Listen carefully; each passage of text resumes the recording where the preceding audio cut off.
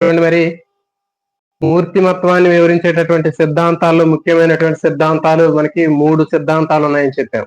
మొదటిది రూపురేఖల ఆధారంగా, ఒక వ్యక్తి యొక్క రూపురేఖల ఆధారంగా వివరించినటువంటి సిద్ధాంతాన్ని మనం రూప సిద్ధాంతం అని చెప్పాం.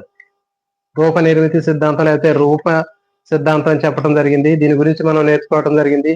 దీంట్లో హిపోక్రటిస్, క్రెష్మర్, షెల్డన్, యాంగ్ వీళ్ళు మనుషుల్ని, వ్యక్తుల్ని ఏ విధంగా వారి యొక్క మూర్తిమత్వాన్ని బట్టి రకరకాల కేటగిరీలుగా డివైడ్ చేయడం అనేది మనం గతంలో నేర్చుకోవడం జరిగింది. దీని తర్వాత రూపు రేఖల ఆధారంగా చేసేటటువంటి వర్గీకరణ తర్వాత మళ్ళీ రెండవది వ్యక్తి యొక్క లక్షణాలను ఆధారంగా చేసుకునేటటువంటి సిద్ధాంతం. ఒక వ్యక్తి యొక్క లక్షణాలని ఆధారంగా చేసుకుని మూర్తిమత్వాన్ని వివరించడం జరుగుతుంది. దీన్ని లక్షణాంశ సిద్ధాంతం అంటారు. లక్షణాంశ సిద్ధాంతం అనేటటువంటిది వ్యక్తి యొక్క లక్షణాలను ఆధారంగా చేసుకుని మూర్తిమత్వాన్ని వివరించేటటువంటి సిద్ధాంతం ఇది. దీన్ని లక్షణాంశ సిద్ధాంతం అంటారు. దాని తర్వాత మూడవది ఒక వ్యక్తి యొక్క సమగ్ర రూపాన్ని వివరించేటటువంటిది.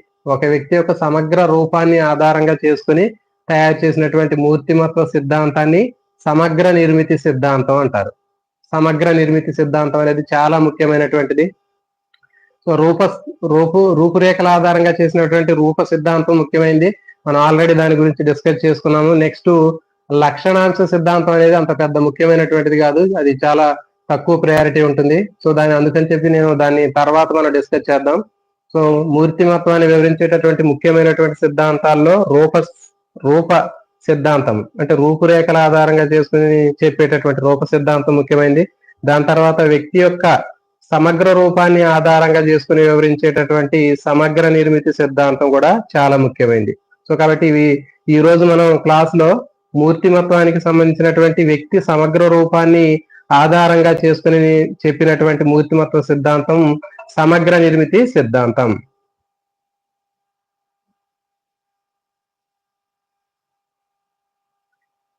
ఓకే, కాబట్టి మిత్రులు ఏమైనా డౌట్స్ ఏమైనా ఉంటే మనం లాస్ట్ లో డిస్కస్ చేద్దాం. కాబట్టి మనం ఇప్పుడు టాపిక్ లోకి వెళ్ళిపోదాం.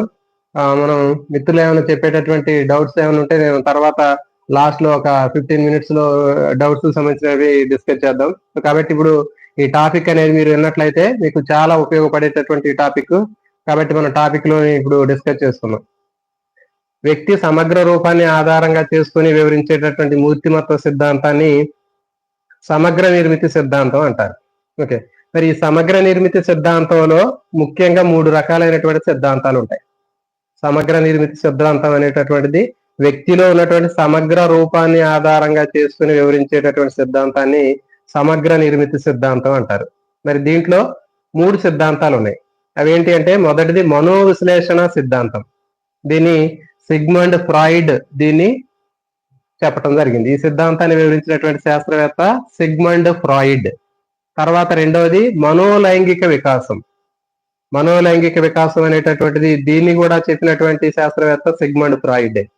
ఓకే, నెక్స్ట్ మూడవది మనోసాంఘిక వికాసం. మనోసాంఘిక వికాసం అనేది ఎరిక్సన్ చెప్పినటువంటి సిద్ధాంతం. ఎరిక్సన్ చెప్పినటువంటి ఈ మనోసాంఘిక వికాసం అనేది కూడా చాలా చాలా ముఖ్యమైనది. కాబట్టి ఇప్పుడు ఈ 3 చెప్పినటువంటి సిద్ధాంతాలు చాలా ముఖ్యమైనవి. ఎగ్జామినేషన్ పాయింట్ ఆఫ్ వ్యూలో ఖచ్చితంగా బిట్లు అడగడానికి అవకాశం ఉన్నటువంటి ఏరియా అనేది ఈ సమగ్ర నిర్మితి సిద్ధాంతం. కాబట్టి ఈ రోజు మనం ఈ సమగ్ర నిర్మితి సిద్ధాంతంలో ఉన్నటువంటి మనోవిశ్లేషణ సిద్ధాంతం గురించి ఈ రోజు చూద్దాం. మనోవిశ్లేషణ సిద్ధాంతము, దాని తర్వాత మనోలైంగిక వికాసం. ఓకే, మనోలైంగిక వికాసం అనేటటువంటిది రెండవది. చూడండి, మీకు బోర్డు మీద కూడా రాశాను నేను. సమగ్ర నిర్మితి సిద్ధాంతాలు అనేటటువంటి తీసుకున్నట్లయితే మనోవిశ్లేషణ సిద్ధాంతము, నెక్స్ట్ మనోలైంగిక వికాసం. ఓకే, ఇవి రెండింటిని కూడా సిగ్మండ్ ఫ్రాయిడ్ దీన్ని చెప్పడం జరిగింది. వీటిని మీకు ఎగ్జామ్ లో బిట్లు కూడా అడగడానికి అవకాశం ఉంటుంది. మనోవిశ్లేషణ సిద్ధాంతాన్ని ఎవరు ప్రతిపాదించారు? మనోవిశ్లేషణ సిద్ధాంతాన్ని ఎవరు ప్రతిపాదించారంటే సిగ్మండ్ ఫ్రాయిడ్ ప్రతిపాదించాడు. నెక్స్ట్ మనోసాంఘిక వికాసం. మనోసాంఘిక వికాసాన్ని ఎవరు ప్రతిపాదించారంటే ఎరిక్సన్ ప్రతిపాదించడం జరిగింది. మనోలైంగిక వికాసాన్ని ఎవరు ప్రతిపాదించారు? మనోలైంగిక వికాసాన్ని ఎవరు ప్రతిపాదించారు అంటే దీన్ని సిగ్మండ్ ఫ్రాయిడ్ ప్రతిపాదించాడు. కాబట్టి మీకు బోర్డు మీద మీకు కనిపించేటటువంటి రెండిట్లో మనోవిశ్లేషణ సిద్ధాంతము, దాని తర్వాత మనోలైంగిక వికాసం, ఈ రెండింటిని కూడా సిగ్మండ్ ఫ్రాయిడ్ వివరించడం జరిగింది. మనోసాంఘిక వికాసాన్ని ఎరిక్సన్ చెప్పడం జరిగింది. సో కాబట్టి ఈ మూడు కూడా చాలా ముఖ్యమైనటువంటి సిద్ధాంతాలు, మూర్తిమత్వాన్ని వివరించేటటువంటి ముఖ్యమైనటువంటి సిద్ధాంతాలు ఈ మూడు ఉన్నాయి. ఈ మూడిట్లో మనం ఈ రోజు ఫస్ట్ మనోవిశ్లేషణ సిద్ధాంతం గురించి చూద్దాం. మనోవిశ్లేషణ సిద్ధాంతం గురించి నేర్చుకున్న తర్వాత మనోలైంగిక వికాసం గురించి నెక్స్ట్ క్లాస్ లో నేర్చుకుందాం. దాని తర్వాత మనోసాంఘిక వికాసం గురించి కూడా నేర్చుకుందాం. కాబట్టి మిత్రులందరూ కూడా ఇక్కడ చెప్పేటటువంటివి చాలా ముఖ్యమైనటువంటి టాపిక్స్. ఇవి దాదాపు నేను జనరలైజేషన్ చేసి మనకి కొన్ని కోడ్స్ రూపంలో కానివ్వండి, మరికొన్ని మనకి నిజ జీవితంలో గుర్తుండేటటువంటి వ్యక్తులకు సంబంధించినటువంటి సందర్భాల్లో కానీ వీటిని చెప్పడం జరిగింది. కాబట్టి మీరు మిత్రులందరూ కూడా మీరు ఏమైనా నోట్స్ దగ్గర పెట్టుకున్నట్లయితే ఆ నోట్స్ లో ఉన్నటువంటి చెప్పేటటువంటి విషయాలు మీరు నోట్స్ లో రాసుకుంటే మీ అందరికి కూడా బాగా యూజ్ అవుతుంది. కాబట్టి మనం ఫస్ట్ సమగ్ర నిర్మితి సిద్ధాంతాల్లో మొదటిదైనటువంటి మనోవిశ్లేషణ సిద్ధాంతం గురించి చూద్దాం. ఓకే, మరి ఈ మనోవిశ్లేషణ సిద్ధాంతం తీసుకున్నట్లయితే మనోవిశ్లేషణ సిద్ధాంతాన్ని సిగ్మండ్ ఫ్రాయిడ్ ప్రతిపాదించాడని చెప్పాం. మనోవిశ్లేషణ సిద్ధాంతాన్ని ఎవరు ప్రతిపాదించారు అంటే సిగ్మండ్ ఫ్రాయిడ్ ని ప్రతిపాదించడం జరిగింది. మరి సిగ్మండ్ ఫ్రాయిడ్ ఎవరు అంటే ఇతను ఆస్ట్రియా దేశానికి చెందినటువంటి వైద్య శాస్త్ర పట్టభద్రుడు. ఇతను ఆస్ట్రియా దేశానికి చెందినటువంటి వైద్య శాస్త్రానికి సంబంధించినటువంటి పట్టభద్రుడు ఇతను. మరి ఇతను దేంట్లో ప్రసిద్ధి చెందాడు అంటే ఇతను చూడండి, ప్యారిస్ లో ఉన్నటువంటి ఒక చార్కాట్ అనేటటువంటి ఆ డాక్టర్ గారి దగ్గర ఇతను శిష్యుడిగా జాయిన్ అయ్యాడు. ఓకే, ఈ సిగ్మండ్ ఫ్రాయిడ్ ఆస్ట్రియా దేశానికి చెందినటువంటి వైద్య శాస్త్రంలో ఇతను పట్టభద్రుడు. ఇతను మరి ఏం చేశాడంటే చార్కాట్ అనేటటువంటి ఆ గురువు గారి దగ్గర ఇతను శిష్యుడిగా జాయిన్ అయ్యాడు. జాయిన్ అయ్యి ఇతను ఏం చేశాడంటే హిస్టీరియా అనేటటువంటి ఒక వ్యాధికి చికిత్స చేయడానికి అతను సమ్మోహన పద్ధతిని అవలంబించాడు. చూడండి, మరి హిస్టీరియా అనేటటువంటి ఒక రకమైనటువంటి మానసిక వ్యాధి. ఓకే, ఒక రకమైనటువంటి మానసిక వ్యాధి అనేటటువంటిది దాన్ని హిస్టీరియా అంటారు. మరి ఆ మానసిక వ్యాధిని నివారణ చేయటానికి, దాన్ని కంట్రోల్ చేయటం కోసం అతను సమ్మోహన పద్ధతిని ఉపయోగించడం జరిగింది. మరి సమ్మోహన పద్ధతి అనేటటువంటిది మనం తెలుగులో చెప్పాలి అంటే ఏంటి అంటే దాన్ని వశీకరణం అంటారు. ఓకే, మనం సినిమాల్లో చూస్తూ ఉంటాం, వశీకరణం అని చెప్తారు, దాన్ని సమ్మోహన పద్ధతి అని కూడా చెప్తారు. హిప్నోసిస్, ఓకే, సైకోథెరపీ లేకపోతే హిప్నోసిస్ అని చెప్పడం జరుగుతుంది. దాన్ని సమ్మోహన పద్ధతి, వశీకరణ పద్ధతి అని కూడా చెప్తూ ఉంటారు. మరి హిస్టీరియా అనేటటువంటిది ఏంటంటే ఒక రకమైన దీంట్లో లక్షణాలు తీసుకుంటే శరీర పరంగా ఎలాంటి లక్షణాలు ఉండవు, శారీరక లక్షణాలు ఏమి ఉండవు, కానీ మానసిక లక్షణాలు కనిపిస్తూ ఉంటాయి. ఓకే, ఫిజికల్ గా ఎలాంటి శరీరం అవయవాలకు సంబంధించినటువంటి లోపాలు, ప్రాబ్లమ్స్ ఏమి ఉండవు, కానీ మానసికమైనటువంటి సమస్యలు అనేవి కనిపించడం జరుగుతుంది. మరి అలాంటి హిస్టీరియా అనేటటువంటి ఆ వ్యాధిని నయం చేయడానికి అతను సమ్మోహన పద్ధతిని ఉపయోగించాడు. ఓకే, హిప్నోసిస్ అనేటటువంటి సైకోథెరపీ అనేటటువంటి పద్ధతిని ఉపయోగించడం జరిగింది. వశీకరణం అంటారు కదా, సో ఆ పద్ధతిని ఉపయోగించాడు. కానీ అతనికి దాని మీద నమ్మకం కలగలేదు. అంటే ఈ చేసేటటువంటి సమ్మోహన పద్ధతి లేకపోతే హిప్నోసిస్ అనేటటువంటి ఈ పద్ధతిని ఉపయోగించి మరి హిస్టీరియా వ్యాధిని నయం చేయడం కష్టమని అతను అనుకున్నాడు. ఓకే, మరి కష్టం అని చెప్పి అతను ఏం చేశాడంటే మనోవిశ్లేషణ సిద్ధాంతాన్ని రూపొందించాడు. ఓకే, కాబట్టి ఈ వ్యాధిని కంట్రోల్ చేయడానికి ఈ సమ్మోహన పద్ధతి లేకపోతే హిప్నోసిస్ అనేది ఉపయోగపడదని చెప్పి అతను ఏం చేశాడంటే మనోవిశ్లేషణ సిద్ధాంతాన్ని రూపొందించడం జరిగింది. కాబట్టి మరి సిగ్మండ్ ఫ్రాయిడ్ రూపొందించినటువంటి ఈ మనోవిశ్లేషణ సిద్ధాంతం అనేది మానసిక వ్యాధుల్ని నయం చేయడానికి ఉపయోగపడింది. ఓకే, సో మానసిక వ్యాధుల్ని నయం చేయడానికి ఉపయోగపడడంతో పాటు మూర్తిమత్వాన్ని కూడా వివరించింది ఇది. సో కాబట్టి సిగ్మండ్ ఫ్రాయిడ్ రూపొందించినటువంటి మనోవిశ్లేషణ సిద్ధాంతం అనేది మానసిక రోగులకి మానసిక వ్యాధులకి చికిత్స చేయడానికి ఉపయోగపడటంతో పాటు ఒక వ్యక్తి యొక్క మూర్తిమత్వాన్ని ఏ విధంగా వివరించవచ్చు అనేటటువంటి విషయాన్ని కూడా ఇతను చర్చించడం జరిగింది. సో కాబట్టి మనకి దీంట్లో బిట్స్ తీసుకున్నట్లయితే సిగ్మండ్ ఫ్రాయిడ్ ఏ దేశానికి చెందినటువంటి వాడు అంటే ఆస్ట్రియా దేశానికి చెందినటువంటి వైద్య శాస్త్ర పట్టభద్రుడు ఇతను. ఓకే, ఇతను ఒక డాక్టర్. కాబట్టి మరి ఇతను ఏం చేశాడంటే ఎవరికి శిష్యుడిగా జాయిన్ అయ్యాడు అంటే ఇతను చార్కాట్ అనేటటువంటి ఆ గురువు గారికి ఇతను శిష్యుడిగా జాయిన్ అయ్యాడు. ప్యారిస్ నగరం, ఫ్రాన్స్ లో ఉన్నటువంటి ప్యారిస్ లో ఉన్నటువంటి డాక్టర్ ఎవరైతే ఉన్నారో గురువు గారు చార్కాట్, ఆ చార్కాట్ దగ్గర ఇతను స్టూడెంట్ గా జాయిన్ అయ్యాడు, అంటే శిష్యుడిగా జాయిన్ అయ్యి అతని సమక్షంలో ఇతను ట్రీట్మెంట్ చేశాడు. అంటే హిస్టీరియా వ్యాధికి అతను ట్రీట్మెంట్ చేశాడని చెప్పాం. కాబట్టి ఏ వ్యాధికి అతను కంట్రోల్ చేయడానికి అతను పరిశోధన చేశాడంటే హిస్టీరియా వ్యాధిని నయం చేయడానికి అతను ప్రయోగాలు చేయడం జరిగింది. మరి హిస్టీరియా వ్యాధిని నిర్మూలించడం కోసం, నయం చేయడం కోసం అతను ఉపయోగించినటువంటి పద్ధతి ఏది అంటే సమ్మోహన పద్ధతి, లేకపోతే హిప్నోసిస్ అంటారు. సైకోథెరపీ లేదా హిప్నోసిస్ అనేటటువంటి పద్ధతిని అతను ఉపయోగించడం జరిగింది. ఓకే, నెక్స్ట్ చెప్పాం కదా, మరి అతను ఉపయోగించినటువంటి హిప్నోసిస్ సమ్మోహన పద్ధతి అనేది అంత పెద్దగా ఉపయోగపడలేదు. కాబట్టి అతను ఏం చేశాడంటే మనోవిశ్లేషణ సిద్ధాంతాన్ని అతను రూపొందించడం జరిగింది. కాబట్టి మనోవిశ్లేషణ సిద్ధాంతాన్ని రూపొందించినటువంటి ఈ శాస్త్రవేత్త ఎవరంటే సిగ్మండ్ ఫ్రాయిడ్. ఓకే, ఇప్పుడు మరి ఇతను చెప్పినటువంటి మనోవిశ్లేషణ సిద్ధాంతంలో ఉన్నటువంటి ముఖ్యమైనటువంటి అంశాల గురించి ఇప్పుడు మనం చూద్దాం. కాబట్టి మిత్రులు, మెసేజ్ ఎవరెవరు వచ్చారో చూద్దాం. మిత్రులందరూ కూడా గుడ్ ఈవినింగ్ అండి. Sheikh Tanisha, hi sir. Hi అండి. Sandhya Raghu, hello sir, good evening. Good evening అండి సంధ్య గారు. పద్మ సార్, ప్లీజ్ డిఎస్సి సైకాలజీకి పర్ఫెక్ట్ బుక్ చెప్పండి సార్. ఓకే, చూడండి, మీరు సైకాలజీకి పర్ఫెక్ట్ బుక్ అనేది ఏంటి అంటే చెప్తున్నాం మనం, తెలుగు అకాడమీ టెక్స్ట్ బుక్ చదవండి. Okay, Telugu academy text book చదివినట్లయితే మీకు 100% ఉపయోగపడుతుంది. ఎందుకంటే మనకు ఉన్నటువంటి టైం కూడా చాలా సఫిషియెంట్ గా ఉంది.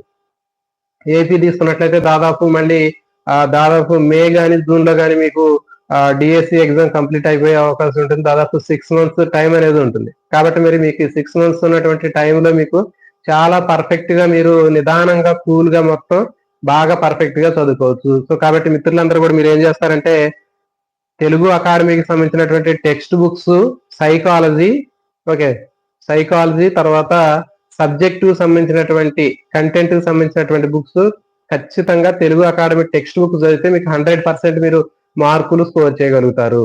ఓకే, కాబట్టి మీకు టైం మాత్రం చాలా సఫిషియెంట్ గా ఉంది. కాబట్టి మిత్రులందరూ కూడా మీరు ఏం చేస్తారంటే ఉన్నటువంటి టైంలో ముందు తెలుగు అకాడమీ టెక్స్ట్ బుక్స్ కొనుక్కోండి.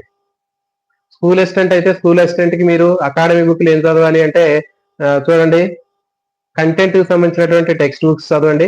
దాంతో పాటు సైకాలజీకి సంబంధించినటువంటి text book, Telugu academy text book, తర్వాత మెథడాలజీ కూడా చాలా ఇంపార్టెంట్. చెప్తున్నాం కదా మనం, సైకాలజీ కంటెంట్ తర్వాత మనకి ఎక్కువ వెయిటేజ్ ఉన్నటువంటి మార్కులు ఏవి అంటే మనకి చెప్పాం మెథడాలజీ. సో మరి ఆ మెథడాలజీ 20 marks ఉంటుంది. కాబట్టి మెథడాలజీ కూడా మీరు ఖచ్చితంగా టెక్స్ట్ బుక్స్ చదవండి. Okay, Telugu academy text books చదవండి. మీకు డైరెక్ట్ గా టెక్స్ట్ బుక్ చదివితే ఇబ్బందికరంగా ఉంది అనుకున్నప్పుడు మీరు ఏం చేయాలంటే, మీ అందరు కూడా ఒక సూచన ఇస్తున్నాను నేను. సో ఫర్ ఎగ్జాంపుల్, ఇప్పుడు మూర్తిమత్వం అనేటటువంటి లెసన్ ఉంది. మూర్తిమత్వం అనేటటువంటి లెసన్ ని మీరు తెలుగు అకాడమీ టెక్స్ట్ బుక్ ని ఎట్లా చదవాలి అంటే, ముందుగా ఫర్ ఎగ్జాంపుల్ ఇప్పుడు చెప్పినటువంటి వీడియో మీరు చూసినట్లయితే ముందుగా దీనికి సంబంధించినటువంటివి ఒకసారి వీడియో చూడండి. వీడియో చూసిన తర్వాత మీకు కాన్సెప్ట్ మొత్తం అర్థమవుతుంది. అర్థమైన తర్వాత మీరు ఏం చేస్తారంటే ఒక నోట్స్ దగ్గర పెట్టుకొని ఆ చదివేటటువంటి ఆ టాపిక్ని మీరు ఆ టెక్స్ట్ బుక్ ని చదువుకుంటూ రాసుకున్నట్లయితే మీరు ఈజీగా మీరు మార్కులు స్కోర్ చేసుకుంటారు. తర్వాత ప్రిపరేషన్ కూడా చాలా ఇబ్బంది లేకుండా ఉంటుంది. సో ఫర్ ఎగ్జాంపుల్ ఇప్పుడు నేను చూడండి, టెక్స్ట్ బుక్ ని బేస్ చేసుకుని ఇక్కడ తయారు చేయడం జరిగింది. తెలుగు అకాడమీ టెక్స్ట్ బుక్ ని బేస్ చేసుకుని మీకు ఇక్కడ తయారు చేసినటువంటి ఈ మూర్తిమత్వానికి సంబంధించినటువంటి లెసన్, ఎస్జిటికి తర్వాత స్కూల్ అసిస్టెంట్ కి సంబంధించినటువంటి అకాడమీ బుక్కుల్లో ఉన్నటువంటి ఆ మూర్తిమత్వానికి సంబంధించినటువంటి ముఖ్యమైనటువంటి అంశాలని ఇట్లా మొత్తం షార్ట్ కట్ లో మీకు తయారు చేయడం జరిగింది. సో కాబట్టి మీరు కూడా ఏం చేస్తారంటే ప్రిపరేషన్ చేసేటప్పుడు ఖచ్చితంగా తెలుగు అకాడమీకి సంబంధించినటువంటి టెక్స్ట్ బుక్ తీసి చదువుకుంటూ మీరు నోట్స్ ప్రిపేర్ చేసుకోండి. ప్రతి ఒక్క దానికి నోట్స్ పెట్టుకోండి. మంచిగా ఒక పెద్ద నోట్స్ పెట్టుకొని ఆ నోట్స్ లో మొత్తం ఏదైనా కోడ్స్ కానివ్వండి, లేకపోతే మీరు చదివేటటువంటి విషయాలకు సంబంధించినటువంటి ముఖ్యాంశాలు కానివ్వండి, ఓకే, సో అవన్నీ కూడా ఒక నోట్స్ పెట్టి నోట్స్ లో రాసుకున్నట్లయితే మీకు 100% యూజ్ అవుతుంది. తర్వాత మీకు ఈజీగా గుర్తు రావడానికి, తర్వాత రివిజన్ చేసుకోవడానికి కూడా ఉపయోగపడతాయి. చూడండి మిత్రులు, చాలా మంది అసలు ఎట్లా నోట్స్ ఎట్లా ప్రిపేర్ చేయాలి అని కూడా కొంతమంది అడగటం జరిగింది. కాబట్టి మరి నోట్స్ ఎట్లా ప్రిపేర్ చేయాలి అంటే చూడండి, మరి ఇప్పుడు నేను తయారు చేసింది మొత్తం కూడా based on Telugu academy text book ని చూసి నేను దీన్ని ప్రిపేర్ చేయడం జరిగింది. సో కాబట్టి మనం ఒక లెసన్ చదువుకున్నప్పుడు మనకు ఒక కాన్సెప్ట్ అనేది అర్థమవుతుంది. సో దాన్ని మొత్తాన్ని కూడా మనం ఇంపార్టెంట్ టాపిక్స్ సంబంధించినటువంటి అంశాలు మొత్తాన్ని కూడా మనం ఇట్లా ఒక నోట్స్ లో రాసుకున్నట్లయితే మీ అందరికి కూడా బాగా యూజ్ అవుతుంది. సైకాలజీకి పర్ఫెక్ట్ బుక్ చెప్పండి సార్. చెప్తున్నా కదా, ఖచ్చితంగా మీరు తెలుగు అకాడమీ బుక్ చదవండి. తర్వాత మీరేం చేస్తారు, సిలబస్ ని మీరు పీడిఎఫ్ తీసుకోండి అని చెప్పాను. సిలబస్ లో ఉన్నటువంటి అంశాలను మీరు దాన్ని దగ్గర పెట్టుకొని ఆ చాప్టర్స్ మీరు చదువుకుంటే సరిపోతుంది. పొద్దున ఒక మిత్రుడు అడగడం జరిగింది, ఆ స్కూల్ అసిస్టెంట్ కి సంబంధించినటువంటి సైకాలజీలో ఉన్నటువంటి సిలబస్ ని పెట్టండి అని చెప్పారు. ఓకే, అయితే నేను దీంట్లో ఆ లింక్ లో పెట్టడానికి నాకు అవకాశం లేదు, అంటే పెట్టడానికి అది కనెక్ట్ అవ్వట్లేదు, మరి టెక్నికల్ గా మరి ప్రాబ్లం ఉందనుకుంటా. కాబట్టి మీరు చూడండి, మీకు క్రోమ్ లో సెర్చ్ చేస్తే తెలుస్తుంది. సైకా డిఎస్సి 2004 ఏపీ డిఎస్సి 2024 సిలబస్ అని కొడితే మీకు నెట్ నుంచి మీరు డౌన్లోడ్ చేసుకోవచ్చు. సో దాంట్లో మీరు ఓపెన్ చేసి చూసినట్లయితే మీకు కనిపిస్తాయి.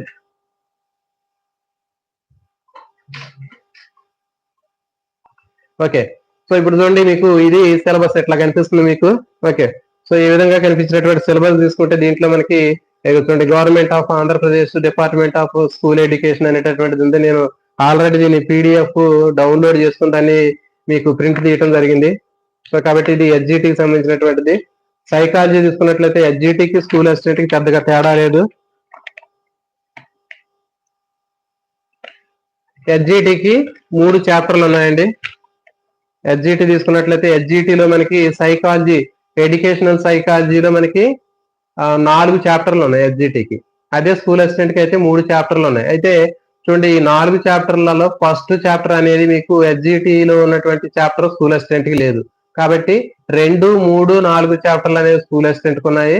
తర్వాత వచ్చి మొదటి చాప్టర్, ఇంకో చాప్టర్ ఎక్స్ట్రా 4వ చాప్టర్ అనేది హెచ్జిటికి ఉంది. కాబట్టి హెచ్జిటికి 4 చాప్టర్లు, స్కూల్ అసిస్టెంట్ కి 3 రకాలైనటువంటి చాప్టర్లు అనేవి మనకి ఇందులో కనిపిస్తూ ఉన్నాయి. సో కాబట్టి మీరు దీన్ని ఒకసారి పీడిఎఫ్ మీరు డౌన్లోడ్ చేసుకోవచ్చు, చాలా ఈజీగా ఉంటది. మీరు నెట్ లో పోయిన తర్వాత ఏపీ 2024 డిఎస్సి సిలబస్ అని మీరు డౌన్లోడ్ అని కొడితే మీకు పీడిఎఫ్ డౌన్లోడ్ అవుతుంది. మీరు దాన్ని దగ్గర పెట్టుకుని ప్రింట్ కూడా తీసుకోవచ్చు. నెక్స్ట్ మళ్ళీ వచ్చేటటువంటి డిఎస్సి కూడా, మెగా డిఎస్సి కూడా సిలబస్ అనేది సేమ్ ఇదే విధంగా ఉంటుంది. ఈ సిలబస్ లో ఎలాంటి మార్పులు అనేవి మనకి ఉండవు. కాబట్టి దీన్ని బేస్ చేసుకుని మీరు చదివినట్లయితే మీకు చాలా యూజ్ అవుతుంది. Next, good evening sir. Sir 3 chapters కదా సార్? అదే స్కూల్ అసిస్టెంట్ కి 3 చాప్టర్స్, హెచ్జిటికి 4 చాప్టర్స్ అనేవి మనకి దీంట్లో ఈ పీడిఎఫ్ లో ఉండటం జరిగింది. పార్ట్ 3 లో మనకి హెచ్జిటికి 4 చాప్టర్లు, స్కూల్ అసిస్టెంట్ కి 3 చాప్టర్లు ఉన్నాయి. Sandhya, AP syllabus new books I have sent you through WhatsApp. AP psychology new books I have sent you through WhatsApp. Okay, thank you అండి. మరి Sandhya, AP psychology new books I have sent you through WhatsApp అన్నారు. Okay అండి. Next Sandhya. Okay అండి. So కాబట్టి మనం late చేయకుండా మనం ఈ రోజు, అందుకని సెషన్ సండే రోజు కాబట్టి మిత్రులందరూ ఉంటారు అని చెప్పి, ఇంకేమైనా ఉంటే డిస్కస్ చేయొచ్చు అని చెప్పి నేను ఒక అర్ధగంట ముందుగానే నేను 6 కి లైవ్ స్టార్ట్ చేశాను. కాబట్టి మిత్రులందరూ కూడా మనకి మీకున్నటువంటి డౌట్స్ కానీ ఏమైనా ఉన్నాయో మనం డిస్కస్ చేసుకుందాం. తర్వాత ఈ చాప్టర్ చాలా చాలా ముఖ్యమైనటువంటి చాప్టర్. ఈ చాప్టర్ మీరు ఒకసారి విన్న తర్వాత మీకు 100% మీకు యూజ్ అవుతుంది. మీరు ఈ లెసన్ నేను ఎట్లయితే యాజ్ టీజ్ బోర్డు మీద మీకు రాసి చెప్పానో అదే విధంగా మీరు నోట్స్ ప్రిపేర్ చేసుకొని దాన్ని మీరు చదువుకున్నట్లయితే, ఇది చదువుకున్న తర్వాత తెలుగు అకాడమీ టెక్స్ట్ బుక్ లో ఈ చాప్టర్ మీరు చదవండి. 100% మీకు అసలు ఒక సబ్జెక్ట్ ని మనం ఏ విధంగా మనకి ఎట్లా అర్థం అవుతుందని మీకు డైరెక్ట్ గా మీకు బాగా అర్థం అవుతుంది. కాబట్టి మిత్రులందరూ ఎవరైతే తెలుగు అకాడమీ ఇప్పుడు వరకు చదవలేదో, మీకు గందరగోళంగా ఉంది అనుకుంటే మీరు ఏం చేస్తారంటే ఇప్పుడు అయిపోతున్నటువంటి చాప్టర్లు ఏవైతే ఉన్నాయో, ఇట్లా చెప్పినటువంటి లెసన్లు మీరు విన్న తర్వాత యూట్యూబ్ లో ఇవి విన్న తర్వాత వాటికి సంబంధించినటువంటి మీరు టెక్స్ట్ బుక్ చదివినట్లయితే మీకు 100% మీకు పర్ఫెక్ట్ గా వాటికి సంబంధించినటువంటి కంప్లీట్ ఐడియా అనేది వస్తుంది. సో ఇప్పుడు మనం ఇక టాపిక్ లోకి వెళ్దాం. చూడండి, చెప్పాము మనం సమగ్ర నిర్మితి సిద్ధాంతంలో 3 సిద్ధాంతాలు ఉన్నాయని చెప్పాము. మనో విశ్లేషణ సిద్ధాంతము, తర్వాత మనోలైంగిక వికాసము, మనో సాంఘిక వికాసం. ఈ 3 చాలా చాలా ముఖ్యమైనవి. ఖచ్చితంగా వీటి మీద బిట్లు రావడానికి అవకాశం ఉంటుంది. వీటిలో మనో విశ్లేషణ సిద్ధాంతము, మనోలైంగిక వికాస సిద్ధాంతం, ఈ రెండింటిని కూడా చెప్పినటువంటి శాస్త్రవేత్త ఒకడే, సిగ్మండ్ ఫ్రాయిడ్. ఓకే, నెక్స్ట్ వచ్చి మనో సాంఘిక వికాసం అనేటటువంటి ఈ సిద్ధాంతాన్ని చెప్పినటువంటి శాస్త్రవేత్త ఎరిక్సన్. ఎరిక్సన్ చెప్పినటువంటి ఈ సిద్ధాంతం ఏది అంటే మనో సాంఘిక వికాసము. కాబట్టి మిత్రులకి చెప్పేటటువంటిది ఏంటంటే, ముందుగా వీడియోని చూసేటటువంటి మిత్రులు ఖచ్చితంగా వీడియోని లైక్ చేయండి. ఎందుకంటే మనం ఫస్ట్ ఒక ఎవరిదైనా వీడియో చూసేటప్పుడు ఫస్ట్ ముందు మనం ఒకసారి లైక్ చేసి మన వీడియో చేయటం అనేది ఒక ముఖ్యమైనటువంటి ఒక పద్ధతి అది. ఎందుకంటే మనం ఒకళ్ళ నుంచి ఒక సంథింగ్ ఒక ఇన్ఫర్మేషన్ గాని, ఒక కొంత విషయాన్ని గ్యాదర్ చేసుకుంటున్నామంటే మనం కనీసం మరి వాళ్ళకి కృతజ్ఞతా భావంగానైనా సరే మనం ఒక లైక్ అనేది ఇవ్వాలి. సో కానీ చాలా మంది ఏం చేస్తున్నారంటే చూడండి 2.5K వీడియోస్ ని వీక్షించారు. మరి చూసినటువంటి వాళ్ళందరిలో కేవలం ఒక 20 మెంబర్స్ మాత్రమే వీడియోని లైక్ చేయడం జరుగుతుంది. మరి అది సరైనటువంటి పద్ధతి కాదు. ఎందుకంటే సైకాలజీ పరంగా తీసుకున్నట్లయితే మనం ఈ పక్క వారికి మనకు ఉపయోగపడేటటువంటి విధంగా ఉండాలి మనం. ఒక నలుగురు సహాయం చేయాలి గాని, తర్వాత మనం ఒక వ్యక్తి నుంచి సహాయం ఆశించడమే గాని, నేను ఎలాంటి సహాయం చేయను అని మీరు అనుకుంటే మాత్రం మీరు లైక్ చేయకండి. కానీ మనం ఎప్పుడైనా సరే పక్క వారికి సహాయం చేయటం అనేది చాలా ముఖ్యం. చూడండి శత్రువుకైనా గాని మంచి చేయటం అనేటటువంటిది మనం వింటూ ఉంటాం. ఎంత శత్రువైనా మనకి ఎంత బద్ధ శత్రువైనా నష్టాన్ని కలిగించినా ఆ శత్రువుకు కూడా మన మంచి చేయటం అనేటటువంటిది మన యొక్క సంస్కృతిలో ఉంది. కాబట్టి మరి పక్కవాడికి మనం సహాయం చేయాలి అనేటటువంటి ఒక మంచి ఉద్దేశం అనేది మనకు ఉండాలి. కాబట్టి మనం ఒక వీడియోని చూస్తున్నామంటే ఫస్ట్ వీడియోని లైక్ చేసి ఆ వీడియోని చూడాలి మనం.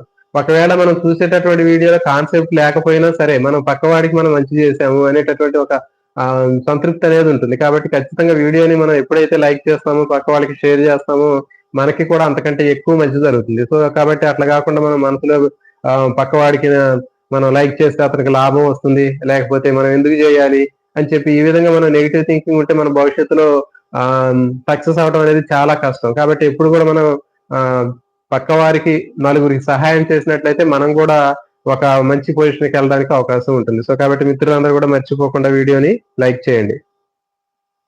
కంటెంట్ సైన్స్ ఇంటర్ కి నోట్స్ ప్రిపరేషన్ చేయడం చాలా టైం పడుతుంది. ఎవరిదైనా పీడిఎఫ్ చదవచ్చా సార్? పద్మ గారు అంటున్నారు సార్, కంటెంట్ నోట్స్ ప్రిపరేషన్ చేయడానికి చాలా టైం పడుతుంది. వేరే వాళ్ళ నోట్స్ మనం తయారు చేసినటువంటి పీడిఎఫ్ చదవచ్చా అని అంటున్నారు. మరి అట్లా అయితే దీనికి ఒక ఇక్కడ మనం అర్థం చేసుకోవాల్సినటువంటి విషయం ఏంటి అంటే చూడండి, వేరే వాళ్ళు ప్రిపేర్ చేసినటువంటి నోట్స్ కి మనం ప్రిపేర్ చేసేటటువంటి నోట్స్ కి ఉండే తేడా ఏంటి అంటే, ఫర్ ఎగ్జాంపుల్ మనం ఒక సబ్జెక్ట్ ను చదివి నోట్స్ రాసుకునేటప్పుడు మన స్టాండర్డ్ ఏంటి అనేది మనకే తెలిసింది. ఏదైనా ఒక టాపిక్ చదివేటప్పుడు, ఒక పారాగ్రాఫ్ చదివేటప్పుడు ఆ పారాగ్రాఫ్ లో మనం ఆ పదాన్ని లేకపోతే ఆ వాక్యంలో మనకు ఉపయోగపడేది ఉందా లేదా అనేది మనకే అర్థమవుతుంది. అంటే ఒకళ్ళ స్టాండర్డ్ ఇంకో స్టాండర్డ్ తేడా ఉంటది. సో ఫర్ ఎగ్జాంపుల్ నేను ఒక పారాగ్రాఫ్ చదివినప్పుడు ఆ పారాగ్రాఫ్ నాకు బాగా తెలుసు. బాగా తెలిసినప్పుడు నేనేం చేస్తా, మరి ఆ పారాగ్రాఫ్ లో ఉన్న పాయింట్లన్నీ కూడా నేను రాయను. ఓకే. సో మరి అదే పారాగ్రాఫ్ వేరే వాళ్ళకి ఆ పారాగ్రాఫ్ మీద ఐడియా లేదనుకుందాం. దాన్ని మరి అలాంటప్పుడు ఐడియా లేనప్పుడు ఆ పారాగ్రాఫ్ ని అతను రాయకపోతే ఆ నోట్స్ మీరు ప్రిపేర్ చేసుకున్నప్పుడు మరి మీకు ఇబ్బంది అవుతుంది. కాబట్టి మిత్రులు అది గమనించాలి.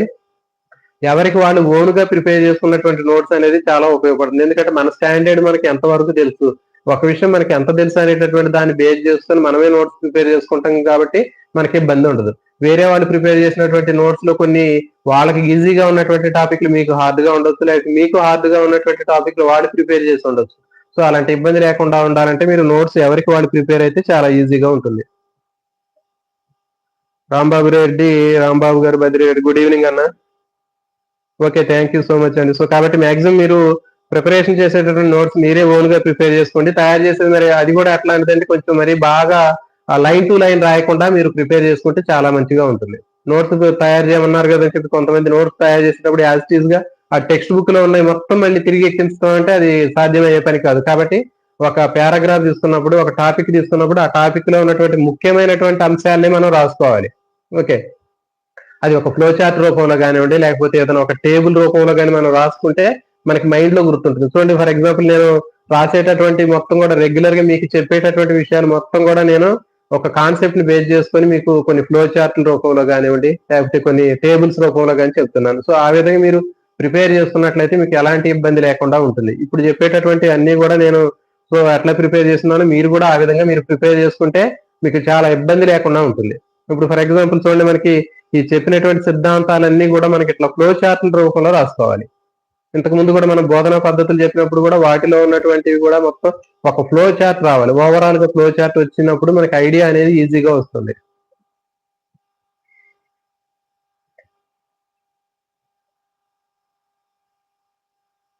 డిఎస్సి సైన్స్ కి నోట్స్ ప్రిపరేషన్ కి టైం సరిపోతుందా? టైం మాత్రం ఖచ్చితంగా సరిపోతుందండి. మీకు చెప్పాం కదా 6 months ఉంది, చాలా చక్కగా సఫిషియెంట్ టైం ఉంటుంది. కాబట్టి మీరు ఎలాంటి ఇబ్బంది లేకుండా నోట్స్ ని మీరు ప్రిపేర్ చేసుకోవచ్చు. ఆ నోట్స్ ప్రిపేర్ చేసుకుంటే మీకు చాలా ఈజీగా ఉంటుంది. కాబట్టి మీకు ఒకసారి మీరు పర్ఫెక్ట్ గా చదువుకుంటే మీకు మళ్ళీ మళ్ళీ రివిజన్ చేసే టైం లేకపోయినా కానీ మీకు ఆ ఉన్నటువంటి ఆ నాలెడ్జ్ అనేది మీకు యూజ్ అవుతుంది ఎగ్జామ్ లో. ఓకే, మనకి ఆ లేట్ లేకుండా ఈ టాపిక్ లోకి వెళదాం. చూడండి, మూర్తిమత్వాన్ని సిగ్మండ్ ఫ్రాయిడ్ వివరించినటువంటి ఈ మూర్తిమత్వ సిద్ధాంతంలో మనకి ముందు మనోవిశ్లేషణ సిద్ధాంతం గురించి ఇప్పుడు మనం నేర్చుకుందాం. మనోవిశ్లేషణ సిద్ధాంతం అనేటటువంటిది చాలా ముఖ్యమైనటువంటిది. ఈ మూర్తిమత్వాన్ని వివరించేటటువంటి ఈ మనోవిశ్లేషణ సిద్ధాంతంలో ఇతను 3 ముఖ్యమైనటువంటి అంశాలను ఇతను చెప్పడం జరిగింది. మూర్తిమత్వాన్ని వివరించేటటువంటి మనోవిశ్లేషణ సిద్ధాంతంలో 3 ముఖ్యమైనటువంటి అంశాలు అతను చెప్పడం జరిగింది. అదేంటి అంటే చలన శక్తి, తర్వాత ఆర్జిత శక్తి, శరీర ఉపరితల శక్తి. ఓకే, చూడండి, చలన శక్తి, ఆర్జిత శక్తి, శరీర ఉపరితల శక్తి. రెండవ లైన్ లో మీకు ఇచ్చినటువంటి దాంట్లో మీకు కనిపిస్తుంది. సో కాబట్టి అతను సిగ్మండ్ ఫ్రాయిడ్ మూర్తిమత్వాన్ని వివరించేటటువంటి మనోవిశ్లేషణ సిద్ధాంతంలో మనకి అతను 3 అంశాల గురించి చెప్పడం జరిగింది. అదేంటి అంటే ఒకటి చలన శక్తి, రెండవది ఆర్జిత శక్తి, మూడవది శరీర ఉపరితల శక్తి. సో ఇవి 3 రకాలైనటువంటి అంశాలు. ఒక్కొక్క అంశంలో ఏమేమి ఉన్నాయి, మరి వాటికి సంబంధించినటువంటి లక్షణాలు ఏంటో ఇప్పుడు మనం చూద్దాం.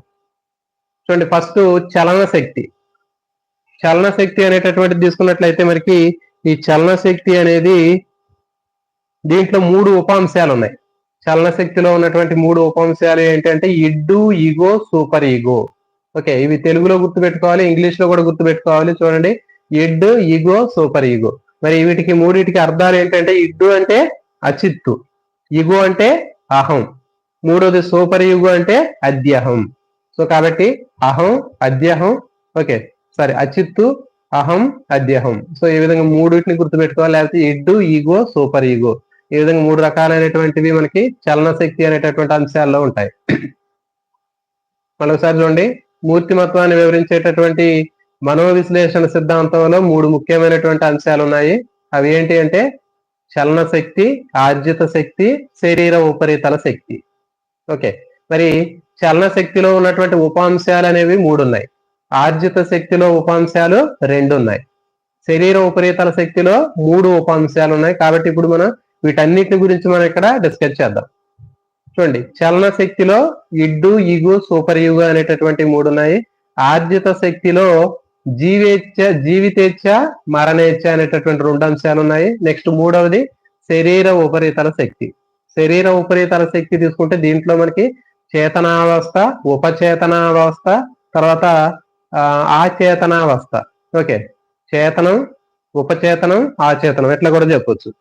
చేతనం, ఉపచేతనం, ఆచేతనం, చేతనావస్థ లేకపోతే ఉపచేతనావస్థ లేకపోతే ఆచేతనావస్థ అని ఎట్లా రాయొచ్చు అంటే conscious, subconscious, unconscious, conscious, subconscious, unconscious. So ఈ విధంగా మనకి 3 రకాలైనటువంటి శరీర ఉపరితల శక్తిలో ఉంటాయి. ఓకే, చూడండి, మరి వీటిలో బిట్లు అడగడానికి అవకాశం ఉన్నటువంటి బిట్లు ఎట్లా అడుగుతాడు అంటే చూడండి, సిగ్మండ్ ఫ్రాయిడ్ చెప్పినటువంటి మనోవిశ్లేషణ సిద్ధాంతంలో చలన శక్తిలో లేనటువంటి అంశాన్ని చెప్పండి అని అడుగుతారు. జాగ్రత్తగా వినండి, మనోవిశ్లేషణ సిద్ధాంతం ప్రకారం సిగ్మండ్ ఫ్రాయిడ్ చెప్పినటువంటి మనోవిశ్లేషణ సిద్ధాంతం ప్రకారం చలన శక్తి అనేటటువంటి అంశంలో లేనటువంటి ఉపాంశాన్ని గుర్తించండి. చూడండి, ఆప్షన్స్ ఇడ్, ఈగో, సూపర్ ఈగో, జీవితేచ్ఛ 4వది. కాబట్టి ఆన్సర్ ఏంటి జీవితేచ్ఛ. లేకపోతే అచిత్తు, అహం, అద్యహం, మరణేచ్ఛ. సో దీంట్లో మరణేచ్ఛ అనేటటువంటిది లేదు. ఓకే, సో కాబట్టి మీరు మిత్రులు చూసేటటువంటి వాళ్ళు మీకు ఆన్సర్ కూడా చెప్పినట్లయితే మీకు ఇంకా ఈజీగా ఉంటుంది. నెక్స్ట్ ఇంకోటి చూడండి, సిగ్మండ్ ఫ్రాయిడ్ చెప్పినటువంటి మనోవిశ్లేషణ సిద్ధాంతంలో ఆర్జిత శక్తి అనేటటువంటి అంశంలో లేనటువంటి అంశాలు ఏమిటి? చూడండి, ఒకటి జీవితేచ్ఛ, రెండవది మరణేచ్ఛ, నెక్స్ట్ మూడవది ఇడ్డు, నెక్స్ట్ 4 ఈగో. ఇట్లా ఇచ్చి 1, 2 లేనటువంటివి 1, 2, 3, 4, 1, 3, 2, 4. సో ఇట్లా కాంబినేషన్ లో కూడా ఇవ్వడానికి అవకాశం ఉంటుంది. సో కాబట్టి మిత్రులు ఇవన్నీ కూడా మీరు పర్ఫెక్ట్ గా మీరు ఒక ఫ్లో చార్ట్ లాగా వేసుకున్నట్లయితే ఈజీగా గుర్తుండే అవకాశం ఉంటుంది. చూడండి, క్వశ్చన్ మళ్ళీ ఒకసారి చూడండి, మనకి 2 ఇస్తాడు. ఆర్జిత శక్తిలో లేనటువంటి అంశాలు ఏంటి అన్నప్పుడు మనకి ఆర్జిత శక్తిలో రెండు ఉన్నాయి, జీవితేచ్ఛ, నెక్స్ట్ వచ్చేసి మరణేచ్ఛ అని చెప్పాం. మరి జీవితేచ్ఛ మరణేచ్ఛ అనేటటువంటివి ఏ బి. తర్వాత సిడి ఏమి ఇచ్చాడు, ఇడ్డు ఈగో అని ఇచ్చాడు. ఓకే, ఏబిలో జీవితేచ్ఛ, తర్వాత బి అనేది మరణేచ్ఛ. సిడి తీసుకుంటే సిడిలో ఏమి ఇచ్చాడు, ఇడ్డు ఈగో ఇచ్చాడు, 4 ఇచ్చాడు. కాబట్టి కింద ఆప్షన్స్ మళ్ళీ ఎట్లా ఇస్తాడంటే 1 2 3 4 1 3 2 4 ఇస్తాడు. సో కాబట్టి ఇక్కడ మనకి లేనటువంటివి ఏంటి అంటే జీవితేచ్ఛ మరణేచ్ఛ ఉన్నాయి. ఓకే, నెక్స్ట్ మరి లేనటువంటి ఏంటి అంటే ఇడ్డు ఈగో 3 4. సో కాబట్టి ఈ విధంగా మనకి బిట్ రావడానికి అవకాశం ఉంటుంది. నెక్స్ట్ ఇంకోటి మూడోది ఏంటి అంటే శరీర ఉపరితల శక్తి. మరి శరీర ఉపరితల శక్తి తీసుకున్నట్లయితే శరీర ఉపరితల శక్తిలో 3 ఉపాంశాలు అనేవి ఉన్నాయి. శరీర ఉపరితల శక్తిలో ఉన్నటువంటి ఉపాంశాలు ఏంటి అంటే 3 ఉపాంశాలు, చేతనము, ఉపచేతనము, ఆచేతనం. చేతనావస్థ, ఉపచేతనావస్థ, మూడవది ఆచేతనావస్థ. సో మీకు ఇంకా అట్లా కూడా ఇబ్బందిగా ఉన్నట్లయితే, పలకడానికి ఇబ్బందిగా ఉంటే చేతనం, ఉపచేతనం, ఆచేతనం. Okay, conscious, subconscious, unconscious. Conscious, subconscious, unconscious. కాబట్టి ఇవి 3 కూడా మనకి శరీర ఉపరితల శక్తికి సంబంధించినటువంటి ఉపాంశాలు. సో దీని మీద క్వశ్చన్ చూడండి. సిగ్మండ్ ఫ్రాయిడ్ వివరించేటటువంటి మనోవిశ్లేషణ సిద్ధాంతంలో ఆర్జిత శక్తికి సంబంధించినటువంటి శరీర ఉపరితల శక్తికి సంబంధించినటువంటి లేనటువంటి అంశాన్ని గుర్తించండి. శరీర ఉపరితల శక్తిలో లేనటువంటి అంశాన్ని గుర్తించండి అని అడిగితే మనం ఏం చెప్పొచ్చు చూడండి. 1 చేతనావస్థ, 2 ఉపచేతనావస్థ, మూడవది ఆచేతనావస్థ. అంటే కాన్షియస్, సబ్ కాన్షియస్, అన్కాన్షియస్, 4వది అహం. సో కాబట్టి మిత్రులు చెప్పండి, ఆన్సర్ ఏంటి, అహం. కాబట్టి ఈ విధంగా మనకి 4 ప్రతిదానికి మీరు 3 రకాలైనటువంటి చూడండి మూర్తిమత్వం వివరించేటటువంటి అంశాల్లో చలన శక్తిలో 3 ఉన్నాయి, ఆర్జిత శక్తిలో 2 అంశాలు ఉన్నాయి, నెక్స్ట్ శరీర ఉపరితల శక్తిలో 3 అంశాలు ఉన్నాయి. సో కాబట్టి ఇవన్నీ కూడా ఖచ్చితంగా మనం గుర్తు పెట్టుకున్నట్లయితే మీకు ఖచ్చితంగా ఎగ్జామ్ లో అడగడానికి అవకాశం ఉండేటటువంటి బిట్లు ఎట్లే అడుగుతారు. ఓకే, సో కాబట్టి మీరు ఇట్లా రాసుకునేటప్పుడు ఒక ఫ్లో చార్ట్ రూపంలో రాసుకున్నట్లయితే మనకి చాలా ఈజీగా మనకు గుర్తొస్తుంది. ఎగ్జామ్ లో పోయినప్పుడు మనకి ఆ ఫ్లో చార్ట్ అనేది మనకి మైండ్ లోకి రావటం జరుగుతుంది. సో కాబట్టి దేంట్లో ఏమున్నాయి మీరు చదివేటప్పుడు డైరెక్ట్ గా టెక్స్ట్ బుక్ లో అండర్లైన్ చేసుకుని చదువుకోవటం కానీ, లేకపోతే అట్లా జనరల్ గా చదువుకుంటూ పోతే మనకి స్ట్రైక్ అవ్వదు, కన్ఫ్యూజ్ అయ్యే అవకాశం ఉంటుంది. సో కాబట్టి మీరు ఖచ్చితంగా ఎలాంటివి అన్ని కూడా కొన్ని ముఖ్యమైనటువంటి అంశాలు అన్ని కూడా మనం కొన్ని ఫ్లో చార్ట్ రూపంలో రాయగలిగి ఫ్లో చార్ట్ రూపంలో రాసుకోవాలి, లేకపోతే కొన్ని టేబుల్ రూపంలో రాసుకునేవి టేబుల్ రూపంలో రాసుకోవచ్చు. సో ఈ విధంగా రాసుకున్నట్లయితే మనకి ఎలాంటి ఇబ్బంది లేకుండా ఈజీగా గుర్తుండడానికి అవకాశం ఉంటుంది. తర్వాత మీరు నోట్స్ రాసుకున్నప్పుడు వీటికి సంబంధించినటువంటి ముఖ్యమైనటువంటి కీ పాయింట్స్ కూడా అక్కడే రాసేసుకుంటే మీకు 90% మీకు గుర్తు లేనటువంటివి అక్కడ రాసుకోండి.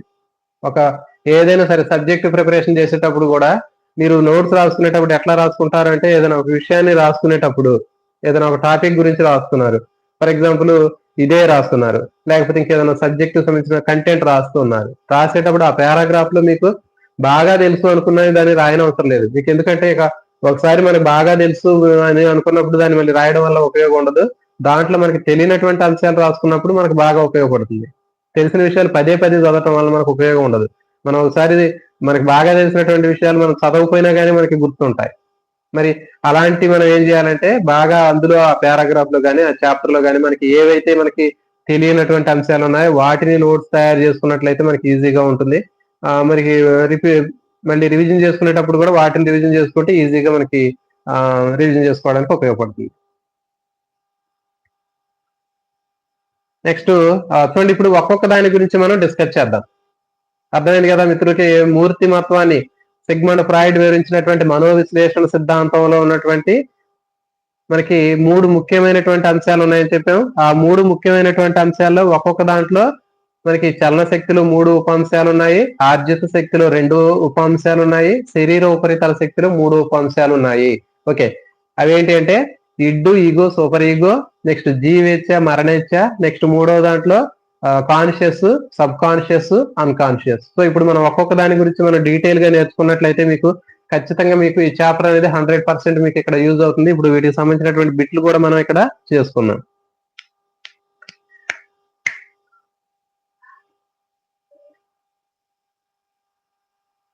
సో చూడండి, ఫస్ట్ చలన శక్తి గురించి చూద్దాం. ఓకే, చలన శక్తి గురించి మనం ఇక్కడ నేర్చుకుందాం. చూడండి, ఈ చలన శక్తికి సంబంధించినటువంటి దాంట్లో 3 ఉంటాయని చెప్పాం. ఓకే, చలన శక్తి అనేటటువంటి అంశంలో 3 ఉప అంశాలు ఉన్నాయని చెప్పాం. Id, ego, superego. Id, ego, superego. So వీటిని తెలుగులో ఏమంటారంటే అచిత్తు, అహం, అద్యహం. అచిత్తు, అహము, అద్యహం. సో ఈ 3 రకాలైనటువంటి ఈ ఉప అంశాలు ఉన్నాయి. మరి ఒక్కొక్క ఉప అంశాల గురించి మనం ఇక్కడ చూద్దాం. చూడండి, ఫస్ట్ అచిత్తు. ఓకే, అచిత్తు అనేటటువంటి ఈ అంశం అనేది తీసుకున్నట్లయితే, ఈ అచిత్తు అనేటటువంటి దాంట్లో ఇది దేనికి సంబంధించింది అంటే ఆనంద సూత్రాన్ని ఫాలో అయింది ఇది. ఓకే, ఇది ఆనంద సూత్రాన్ని పాటిస్తుంది. చాలా చాలా ఇంపార్టెంట్, గుర్తుపెట్టుకోండి. సిగ్మండ్ ఫ్రాయిడ్ వివరించినటువంటి మూర్తిమత్వ సిద్ధాంతంలో మొదటి అంశమైనటువంటి చలన శక్తిలో ఇడ్డు లేదా అచిత్తు అనేది ఏ సూత్రాన్ని పాటిస్తుంది? ఓకే, ఇప్పుడు మనకి 3 రకాలు ఉన్నాయి కదా, ఇడ్డు, ఈగో, సూపర్ ఈగో. ఓకే, ఈ 3 రకాలైనటువంటి ఇడ్డు, ఈగో, సూపర్ ఈగో దశలు అనేవి ఒక్కొక్కటి ఒక్కొక్క రకమైనటువంటి సూత్రాన్ని పాటించుతుంది. సో కాబట్టి ఇవన్నీ కూడా మీరు బాగా గుర్తుపెట్టుకోవాలి, జాగ్రత్తగా వినండి. దీనికి ఒక కోడ్ కూడా ఉంది, ఆ కోడ్ కూడా చెప్తాను నేను. అచిత్తు. అచిత్తు అనేటటువంటిది ఆనంద సూత్రాన్ని పాటించింది ఇది. ఓకే, సో మరి చూడండి, దీనికి కోడ్ ఎట్లా ఉంది అంటే, చూడండి అక్కడ మీకు అచిత్తు అనేటటువంటి దాంట్లో మొదటి అక్షరం ఏంటి? ఆ. రెండవ అక్షరం ఏంటి? ఆ. ఓకే, ఆ రెండు గుర్తుపెట్టుకున్నట్లయితే మీకు ఈజీగా గుర్తుపెట్టుకోవచ్చు. అచిత్తు అనేటటువంటిది ఏ సూత్రాన్ని పాటిస్తుంది అంటే ఆనంద సూత్రము. అని రాసుకోండి. మీరు రాసుకునేటప్పుడు కూడా కోడ్ కూడా అక్కడ ఏంటి అంటే ఒక కోడ్ అని పెట్టి రాసుకొని అని రాయండి. అంటే ఆనంద సూత్రము. అచిత్తు అనేది ఆనంద సూత్రాన్ని పాటిస్తుంది. మరి ఎందుకు ఆనంద సూత్రాన్ని పాటిస్తుంది అనేది చూద్దాం. ఓకే, దీనికి ఒక ఎగ్జాంపుల్ మనం తీసుకుంటే ఈజీగా గుర్తుపెట్టుకోవచ్చు. ఓకే, సో మరి దీనికి ఉన్నటువంటి ఎగ్జాంపుల్ ఏంటి అంటే, అచిత్తుకు ఉదాహరణ ఏంటి అంటే, ఇడ్డుకు ఉదాహరణ ఏంటంటే మనకి జై లవకుశ సినిమా మీరు అందరూ చూసే ఉంటారు. మరి ఆ జై లవకుశ సినిమాలో 3 క్యారెక్టర్లు ఉంటాయి. జై ఉంటాడు పెద్దవాడు, నెక్స్ట్ రెండవ వాడు లవ, మూడవ వాడు కుశ. సో ఈ విధంగా మనకి జై, లవ, కుశ 3 క్యారెక్టర్లు ఉన్నాయి. మరి ఆ 3 క్యారెక్టర్లలో మొదటిగా ఉన్నటువంటి క్యారెక్టర్ పెద్దవాడు ఎవరు? First Balakrishna, sorry, junior NTR మొదటిగా ఉన్నటువంటి ఆ జూనియర్ ఎన్టీఆర్ క్యారెక్టర్స్ ఒకసారి గుర్తు చేసుకోండి. ఎట్లా ఉంటాడు ఆయన? జంతు వాంఛలు ఉంటాయి అతనికి. ఓకే, దౌర్జన్యశీలాలు, జంతు వాంఛలు ఉంటాయి. తర్వాత వినాశకారి, తర్వాత మొరటైనటువంటి వాడు, విచక్షణ లేనటువంటి వాడు. ఇదేం చేసింది? ఆనంద సూత్రాన్ని పాటిస్తుంది అక్కడ. సో కాబట్టి మీరు గుర్తుపెట్టుకోండి, జై లవకుశలో జై అనేటటువంటి క్యారెక్టర్ బాగా రఫ్ గా ఉంటాడు. ఓకే, అతను ఏంటి అంటే మొరటైనటువంటి క్యారెక్టర్ అతనిది. ఓకే, మొరటైనటువంటి క్యారెక్టర్, విచక్షణ ఉండదు. నెక్స్ట్ తర్వాత ఆనంద సూత్రాన్ని పాటిస్తాడు. ఓకే, అంటే ఇది నాది, నాకు కావాలి అని చేస్తూ ఉంటాడు. హీరోయిన్ కోసం అతను వెంటబడడం, తర్వాత ఎత్తుకు రావడం, ఇట్లాంటివి చేస్తూ ఉంటారు. సో కాబట్టి మీరు ఒకసారి గుర్తు చేసుకున్నట్లయితే మనకి ఆ జై లవకుశ అనేటటువంటి సినిమాలో ఉన్నటువంటి జై క్యారెక్టర్ ఇక్కడ మనకు బాగా సెట్ అవుతుంది. అచిత్తు అంటే ఇది పుట్టుకతో వచ్చేటటువంటి సహజ సిద్ధమైనటువంటి గుణాలు ఇవి. పుట్టుకతో వచ్చేటటువంటి సహజ సిద్ధమైనటువంటి గుణాలని ఏమంటారంటే ఇడ్ అంటారు, అచిత్తు. ఓకే, సో మరి ఇది దీంట్లో ఏంటి అంటే నేను బాగా ఉండాలి, నేను సంతోషంగా ఉండాలి. ఓకే, మరి కోరికలు తీర్చుకోవటం కోసం ఏ పనైనా చేస్తారు వాళ్ళు. ఓకే, సో దాన్ని ఏమంటారంటే అచిత్తు అంటారు. ఓకే, ఇంకేంటి చూడండి, ఎవరికి ఏమైనా పర్వాలేదు కానీ నాకు మాత్రం బాగా జరగాలి, నాకు మాత్రం మంచిగా జరగాలి, నేను సంతోషంగా ఉండాలి. ఓకే, నా ఆనందం కోసం నేను ఏదైనా చేస్తాను. ఓకే, సో ఈ విధంగా చెప్తూ ఉంటారు. సో ఇదేంటి అంటే ఇడ్, అచిత్తు. అర్థమవుతుంది కదా. సో కాబట్టి మనకి ఈ చలన శక్తిలో ఉన్నటువంటి అంశాల్లో మొదటి అంశమైనటువంటి ఇడ్ లేకపోతే అచిత్తు లేకపోతే ఇడ్ అనేది చాలా ముఖ్యమైనది. సో ఇప్పుడు చెప్పేవన్నీ కూడా గుర్తుపెట్టుకోండి, ఏదైనా ఎగ్జామ్ లో అడగడానికి అవకాశం ఉంటుంది. అచిత్తు అనేటటువంటి ఏ సూత్రాన్ని పాటిస్తుంది అంటే ఆనంద సూత్రాన్ని పాటిస్తుంది. ఓకే, దీనికి ఎగ్జాంపుల్ గుర్తుపెట్టుకోండి, జై లవకుశలో ఉన్నటువంటి జై అనేటువంటి క్యారెక్టర్ మనం గుర్తు చేసుకుంటే మీకు ఇది మొత్తం ఈ లక్షణాలన్నీ కూడా మనకు గుర్తుకొస్తాయి. నేను మాత్రమే బాగుండాలి, నేను సంతోషంగా ఉండాలి, నా కోరికలు తీర్చుకోవడానికి నేను ఏదైనా చేస్తాను. ఓకే, నేను ఆనందంగా ఉండాలి. ఓకే, ఇంకా ఏంటి, నేను ఎవరికి ఏమైనా పర్వాలేదు, నేను మాత్రమే సంతోషంగా ఉండాలి అనేటటువంటి ఈ క్యారెక్టర్ ఏదైతే ఉందో ఇదంతా కూడా ఏంటి అంటే ఈ అచిత్తు అనేటటువంటి క్యారెక్టర్. ఇది పుట్టుకతో వచ్చేటటువంటి సహజ సిద్ధమైనటువంటి గుణాలు ఇవన్నీ కూడా. ఓకే, పుట్టుకతో వచ్చే సహజ సిద్ధమైనటువంటి గుణాలు, సహజాతాలు, జంతువాంఛలు, ఇవన్నీ కూడా జంతువాంఛలు, దౌర్జన్యశీలాలు. ఓకే, వినాశకారి, మొరటైనటువంటిది, విచక్షణ లేనటువంటిది. సో కాబట్టి ఈ క్యారెక్టర్ మొత్తం కూడా అతను మనకి సెట్ అవుతాయి. కాబట్టి మీకు ఎగ్జామ్ లో అడగడానికి అవకాశం ఉండేటటువంటి బిట్లు ఏంటి అంటే, ఫర్ ఎగ్జాంపుల్, ఆనంద సూత్రాన్ని పాటించేటటువంటి మూర్తిమత్వ నిర్మాణంలో, దానికి మూర్తిమత్వానికి సంబంధించినటువంటి చలన శక్తిలో ఉన్నటువంటి అంశం ఏది? అచిత్తు, అహము, అద్యహము, పైవన్నీ. ఓకే, చెప్పండి, ఇప్పుడు మీరు ఆన్సర్ చేయండి వీటికి. మనోవిశ్లేషణ సిద్ధాంతం ప్రకారం వినాశకారి అయినటువంటి ఉపాంశం ఏది? చలన శక్తిలో ఏ ఉపాంశము వినాశకారి అయినది? అచిత్తు, అహము, అద్యహము. సో మీరు చూసేటటువంటి మిత్రులు ఒకసారి ఆన్సర్ చేసినట్లయితే మనం ముందుకెళ్ళొచ్చు. ఓకే, సో ఇవన్నీ చాలా చాలా ఇంపార్టెంట్, గుర్తు పెట్టుకోండి. ఒకవేళ రాసుకోవాలనుకుంటే చెప్పేటటువంటివి కూడా రాసుకోండి. నేను 1-2 సార్లు రిపీట్ చేస్తున్నాను, చాలా ముఖ్యమైనటువంటివి ఇవన్నీ కూడా. ఓకే, అచిత్తు అనేది ఏంటంటే పుట్టుకతో వచ్చేటటువంటి సహజ సిద్ధమైనటువంటి గుణం. ఓకే, మరి చాలా మందికి పుట్టుకతో ఇలాంటి లక్షణాలు అన్నీ వస్తూ ఉంటాయి, కానీ మనం భవిష్యత్తులో ఏంటంటే అలాంటివి ఏది మంచి ఏది చెడు అనేటటువంటి దాన్ని మనం ఉపయోగించుకొని మంచిగా ఉండే లక్షణాలు మాత్రమే బయటికి మనం ఎక్స్ప్రెస్ చేస్తాం. ఓకే, ఈ అచిత్ అనేది ప్రతి ఒక్కరికి కూడా ఉంటది. ఓకే, అచిత్ అనేటటువంటిది ప్రతి ఒక్కరి వ్యక్తిలో కూడా ఉండేటటువంటి లక్షణం, పుట్టుకతో వస్తాయి ఇవన్నీ కూడా. కానీ మనం ఏం చేస్తామంటే, మనం వయసు పెరిగే కొద్దిగా ఏమవుతుందంటే, ఆ అచిత్తు అనేటటువంటి ఏవైతే జంతు లక్షణాలు ఏవైతే ఉన్నాయో ఆ లక్షణాలన్నింటినీ కూడా మనం ఓవర్కమ్ చేసి మంచి లక్షణాలు మాత్రమే మనం అభివృద్ధి చేసుకోవటం జరుగుతుంది. సో కాబట్టి ఇది అచిత్తు. అర్థమైంది కదా మనకి? జై లవ్ కుశ సినిమాలో జై క్యారెక్టర్ మీరు ఒక్కసారి గుర్తు చేసుకోండి. ఆ జై క్యారెక్టర్ గుర్తు చేసుకుంటే మనకి ఇక్కడ మొత్తం సినిమా మొత్తం మనకి కళ్ళ ముందు కనిపించింది. ఓకే, పుట్టుకతో వచ్చే సహజసిద్ధమైనటువంటి గుణాలు, సహజాతాలు, జంతువాంఛలు, దౌర్జన్యశీలాలు.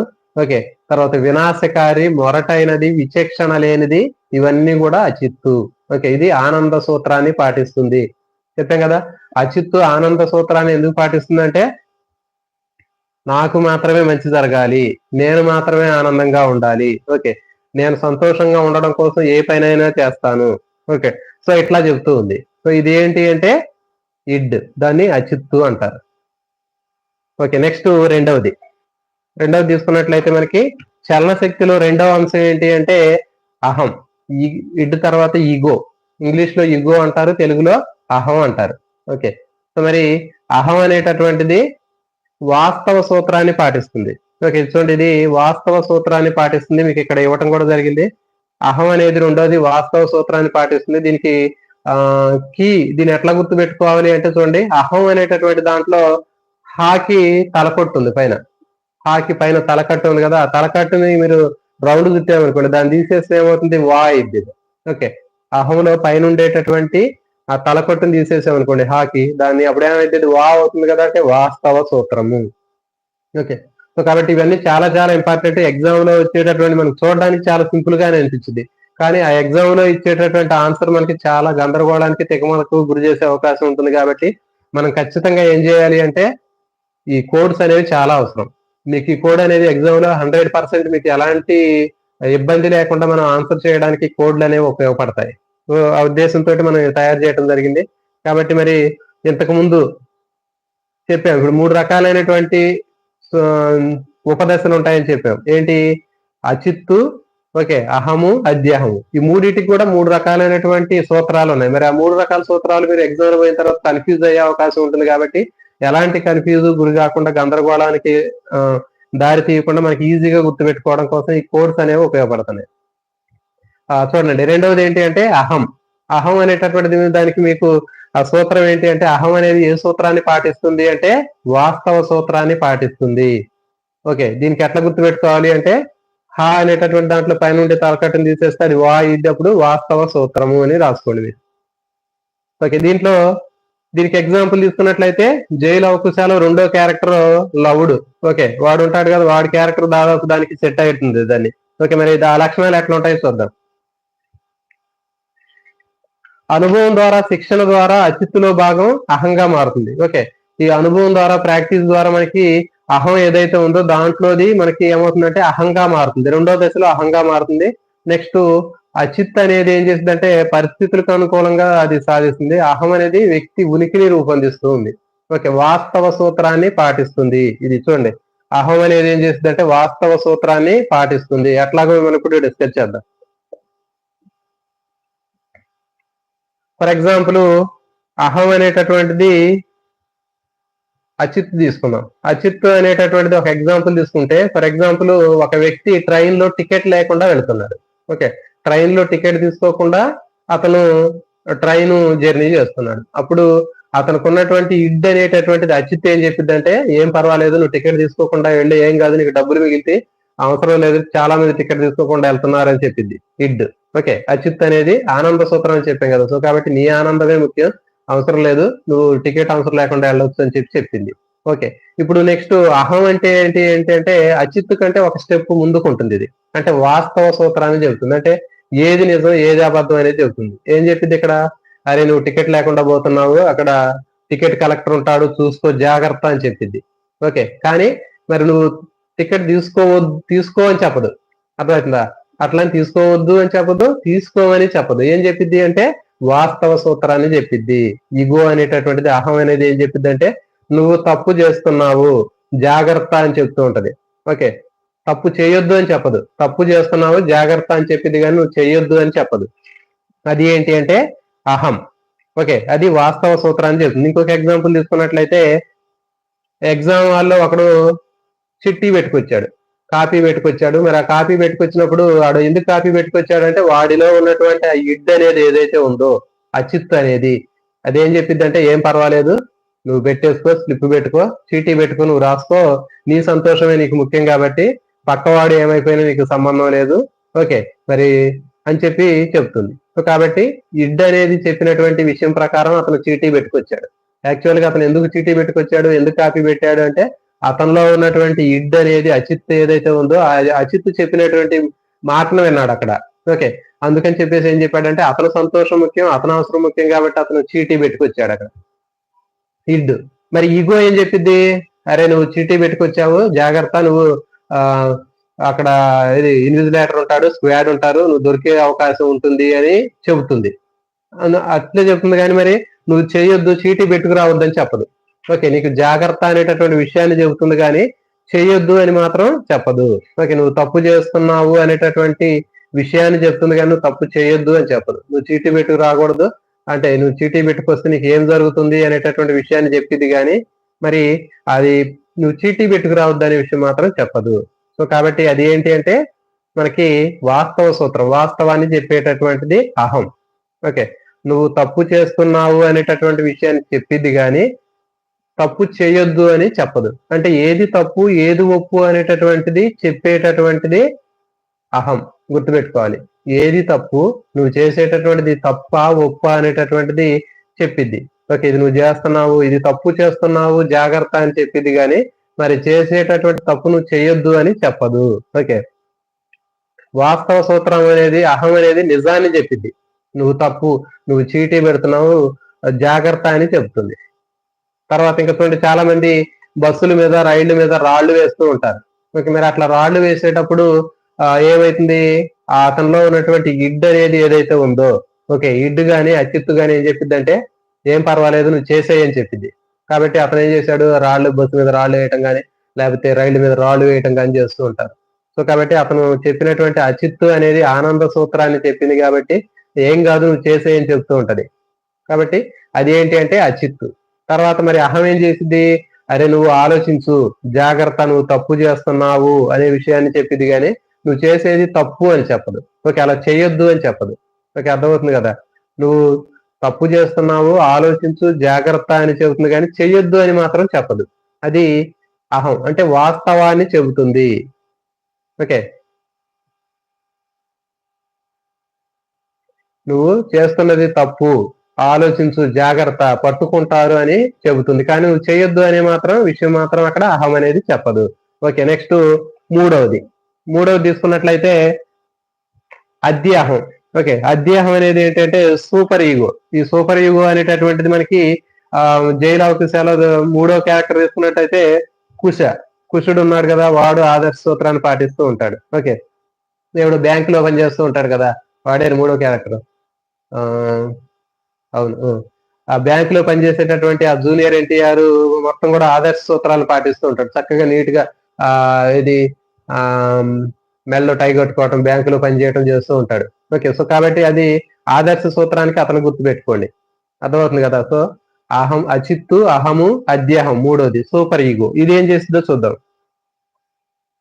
సూపర్ ఈగో అనేది ఈగోను పర్యవేక్షించింది. ఓకే, చెప్పాం కదా, ఇడ్డు మీద పైన ఉండేటటువంటిది ఈగో.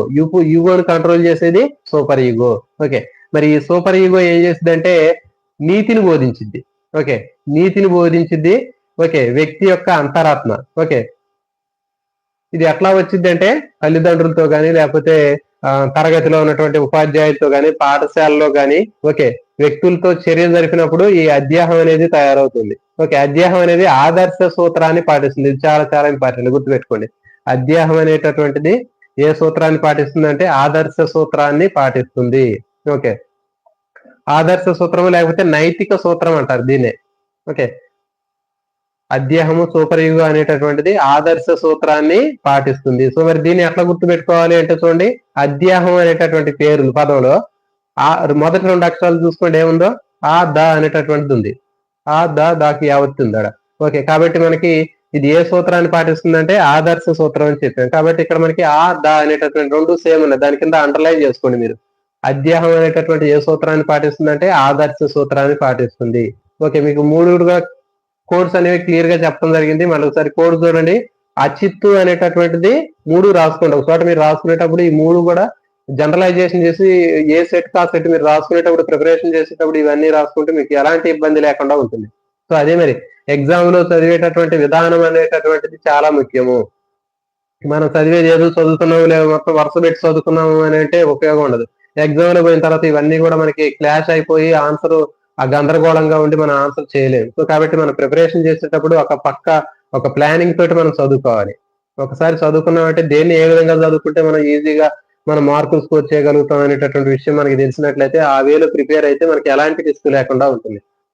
చూడండి, ఇప్పుడు చెప్పేటటువంటి టాపిక్ మీ అందరికి కూడా బాగా అర్థమైతే మీరు ఒకసారి నోట్స్ ప్రిపేర్ చేసుకున్నారంటే మీకు ఎలాంటి ఇబ్బంది ఉండదు. ఎక్కడ కోడ్ పెట్టాలి, ఎక్కడ దేని గుర్తు పెట్టుకోవాలి, ఎక్కడ జనరలైజేషన్ చేసుకోవాలి, దేని గుర్తు పెట్టుకోవాలి అనేది మనకి తెలిస్తే చాలా ఈజీగా ఉంటుంది. నేను మనం చెప్పాం. ఓకే, హిప్పోక్రటిస్ వర్గీకరణ, క్రెష్మర్ వర్గీకరణ, యాంగ్ వర్గీకరణ, షెల్డన్ వర్గీకరణలు చెప్పాం. మరి ఆ వర్గీకరణలో జనరల్ గా మీరు ఎక్కడైనా చూడండి, చాలా మంది చెప్పినటువంటి వర్గీకరణలో అవన్నీ కూడా మనం ఆ లక్షణాలు బట్టి చదవాలి. సో మరి అలాంటి బట్టి పద్ధతి లేకుండా మనం ఏం చేసామంటే ఒక క్యాండిడేట్ ని తీసుకొని, ఎగ్జాంపుల్ తీసుకొని అతనిలో ఉండే క్యారెక్టర్స్ మొత్తం కూడా మనం ఈజీగా నేర్చుకోవచ్చు. సో కాబట్టి క్యారెక్టర్ నేర్చుకోవడం ఈజీయా, ఆ క్యారెక్టర్ ఉన్నటువంటి ఒక వ్యక్తిని గుర్తుపెట్టుకోవడం ఈజీయా. సో కాబట్టి మనం ప్రిపరేషన్ చేసేటప్పుడు కూడా జనరలైజేషన్ చేయడం అంటే ఇదే. సో ఈ విధంగా జనరలైజేషన్ చేసినట్లయితే మనకి విషయాలు అనేవి చాలా సులభంగా నేర్చుకోవడానికి అవకాశం ఉంటుంది. చూడండి, అచిత్తు అనేటటువంటి దాంట్లో ఆ అనేది ఉంది. అంటే అచిత్తు అనేది ఆనంద సూత్రాన్ని పాటిస్తుంది. నెక్స్ట్ అహం అనేటటువంటిది మనకి ఆ పైన తలకట్టు తీసేస్తే వాస్తవ సూత్రాన్ని పాటిస్తుంది అని చెప్పాం. నెక్స్ట్ మూడవది అధ్యాహం అని చెప్పాం. అధ్యాహం తీసుకుంటే అధ్యాహంలో మొదటి 2 అక్షరాలు తీసుకుంటే అధ్యాహం అనేది ఆదర్శ సూత్రాన్ని పాటిస్తుంది. దీన్ని నైతిక సూత్రం అని కూడా అంటారు. సో కాబట్టి మనకి ఈ 3 రకాలైనటువంటి ఉపదశలు, ఒక్కొక్క ఉపదశలో ఉన్నటువంటి దానికి సంబంధించిన సూత్రాలు కూడా చాలా చాలా ఇంపార్టెంట్. సో ఇప్పుడు మనకి అధ్యాహం అనేది చూద్దాం. అధ్యాహం అనేది ఏంటంటే సూపర్ ఈగో అంటారు దాన్ని. అంటే ఇది మొత్తం కూడా ఆదర్శ సూత్రాన్ని పాటిస్తుంది, అంటే నైతిక సూత్రాన్ని పాటిస్తూ ఉంటుంది. ఓకే, ఫైనల్ గా ఏం చెప్పిద్దంటే నువ్వు కాపీ పెట్టకూడదు, ఓకే, నువ్వు చీటీ పెట్టకూడదు, దొంగతనం చేయకూడదు, బస్సులు రైళ్ల మీద రాళ్లు వేయకూడదు. సో అని కంప్లీట్ గా నీకు అక్కడ ఒక చెప్తుంది. ఫైనల్ గా ఒక నిర్ణయం చెప్పేది. అదేంటి అంటే సూపర్ ఈగో. చెప్పాం కదా, ఫస్ట్ దొంగతనం చేయటం, స్లిప్ పెట్టడం అనేది, లేకపోతే బస్సు మీద రైలు మీద రాళ్లు వేయటం అనేది, లేకపోతే ఒక చీటీ పెట్టడం అనేది, దొంగతనం చేయటం అనేది ఇడ్డు. ఓకే, అచిత్తు. తర్వాత రెండవది అహం అని చెప్పాం. అహం ఏం చేసింది, నువ్వు ఏం చేస్తున్నావు వాస్తవ పరిస్థితిని చెప్పింది. అంటే నువ్వు దొంగతనం చేస్తున్నావు, చూసుకో, నువ్వు తప్పు చేస్తున్నావు, జాగ్రత్త. ఓకే, ఇది ఏది తప్పు ఏది ఒప్పు అనేది చెప్పిద్ది. ఓకే, కానీ నువ్వు చేసేది ఖచ్చితంగా ఇలా చేయకూడదని మాత్రం అహం చెప్పదు. ఓకే, సో అధ్యాహం, ఓకే, అచిత్తు, అహం, తర్వాత మూడవది అధ్యాహం అని చెప్పాం కదా సూపర్ ఈగో. ఆ సూపర్ ఈగో అనేది ఏం చేస్తుందంటే నైతిక విలువలు గాని ఆదర్శ సూత్రాన్ని గాని చెబుతూ ఉంది. అంటే నువ్వు ఇది చేస్తే ఇది తప్పు, ఇలా చేయకూడదని చెప్తుంది డైరెక్ట్ గా ఫైనల్. అది జడ్జిమెంట్ అనమాట. ఓకే, అంటే నువ్వు కాపీ కొట్టకూడదు, ఓకే, దొంగతనం చేయకూడదు, రైలు బస్సుల మీద రాళ్లు వేయకూడదు, ఓకే. సో ఈ విధమైనటువంటి టికెట్ లేకుండా బస్సు ప్రయాణం చేయకూడదు, టికెట్ లేకుండా రైలు ఎక్కకూడదు అని నీకు ఫైనల్ గా చెప్పేటటువంటి జడ్జిమెంట్ ఏదైతే ఉందో అది అధ్యాహం అని చెప్పడం జరుగుతుంది.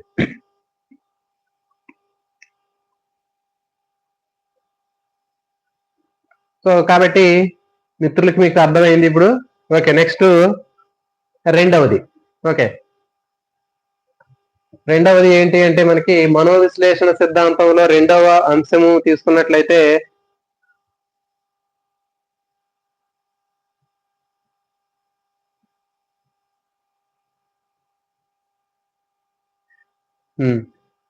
మనోవిశ్లేషణ సిద్ధాంతంలో మొదటిది చలన శక్తి అయిపోయింది కంప్లీట్ గా మనకి. రెండవ అంశము ఆర్జిత శక్తి. ఓకే, మరి ఈ ఆర్జిక శక్తిని తీసుకున్నట్లయితే ఆర్జిత శక్తిలో మనకి చూడండి, ఆర్జితం అంటే ఏంటి? మనం సంపాదించటం, మనం గ్యాదర్ చేసుకున్నటువంటిది ఏంటి అంటే జీవితేచ్ఛ మరణేచ్ఛ అనేటటువంటి రెండు అంశాలు ఉన్నాయి దీంట్లో. జీవితేచ్ఛ మరణేచ్ఛ, ఆర్జిత శక్తిలో మనకి జీవితేచ్ఛ తర్వాత మరణేచ్ఛ అనేటటువంటి రెండు అంశాలు ఉన్నాయి. వీటిని ఇంకొక రెండు పదాలతో కూడా మనం చెప్పొచ్చు. అవేంటి అంటే చూడండి, అక్కడ జీవితేచ్ఛను ఏమంటారంటే ఎరోస్ అంటారు. జీవితేచ్ఛ అంటే ఏంటి అంటే ఎరోస్ ని జీవితేచ్ఛ అంటారు. నెక్స్ట్ టెనాటస్, మరణేచ్ఛని టెనాటస్ అంటారు. మరణేచ్ఛ అంటే టెనాటస్ అని చెప్తారు. సో ఇప్పుడు ఈ రెండింటిని గురించి చూద్దాం. మనోవిశ్లేషణ సిద్ధాంతంలో రెండవ ఉప అంశమైనటువంటి ఆర్జిత శక్తిలో మనకి రెండు ఉప అంశాలు అనేవి ఉన్నాయి. ఒకటి ఏంటంటే జీవితేచ్ఛ, రెండవది మరణేచ్ఛ. ఓకే, ఇవి జీవితేచ్ఛ మరణేచ్ఛ అనేది ఎట్లా ఉంటుందో చూద్దాం మనం. దీంట్లో పేరులోనే ఉంది చూడండి. ఇచ్ఛ అంటే ఏంటి మీ అందరికీ తెలుసు. ఓకే, ఇచ్ఛ అంటే ఏంటి అంటే కోరిక. ఓకే, డిజైర్, మనకి కోరిక ఏదైతే ఉందో దాన్ని ఇచ్ఛ అంటారు. మరి జీవితేచ్ఛ మరణేచ్ఛ అంటే ఏంటి? జీవితేచ్ఛ అంటే ఏంటి? జీవించాలనే కోరిక. మరణేచ్ఛ అంటే ఏంటి? మరణించాలనే కోరిక. సో ఇవి రెండింటిని చెప్పేటటువంటిది ఏంటి అంటే ఆర్జిత శక్తి. ఓకే, ఈ ఆర్జిత శక్తి చెప్పేటటువంటి జీవితేచ్ఛ మరణేచ్ఛ అనేటటువంటి విషయాల గురించి ఇప్పుడు మనం చూద్దాం.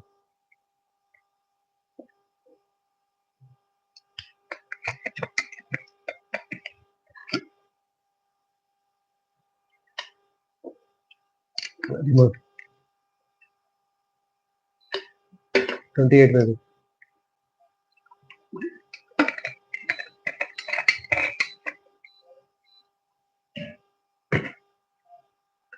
ఓకే, జీవితేచ్ఛ మరణేచ్ఛ. చూడండి, మరి జీవితేచ్ఛ మరణేచ్ఛ అంటే పేరులోనే ఉంది. జీవించాలనుకోవటం జీవితేచ్ఛ, చనిపోవాలనుకోవటం మరణేచ్ఛ. ఓకే, సో దీనికి ఇది ఏంటంటే చూద్దాం కొంచెం డీటెయిల్ గా.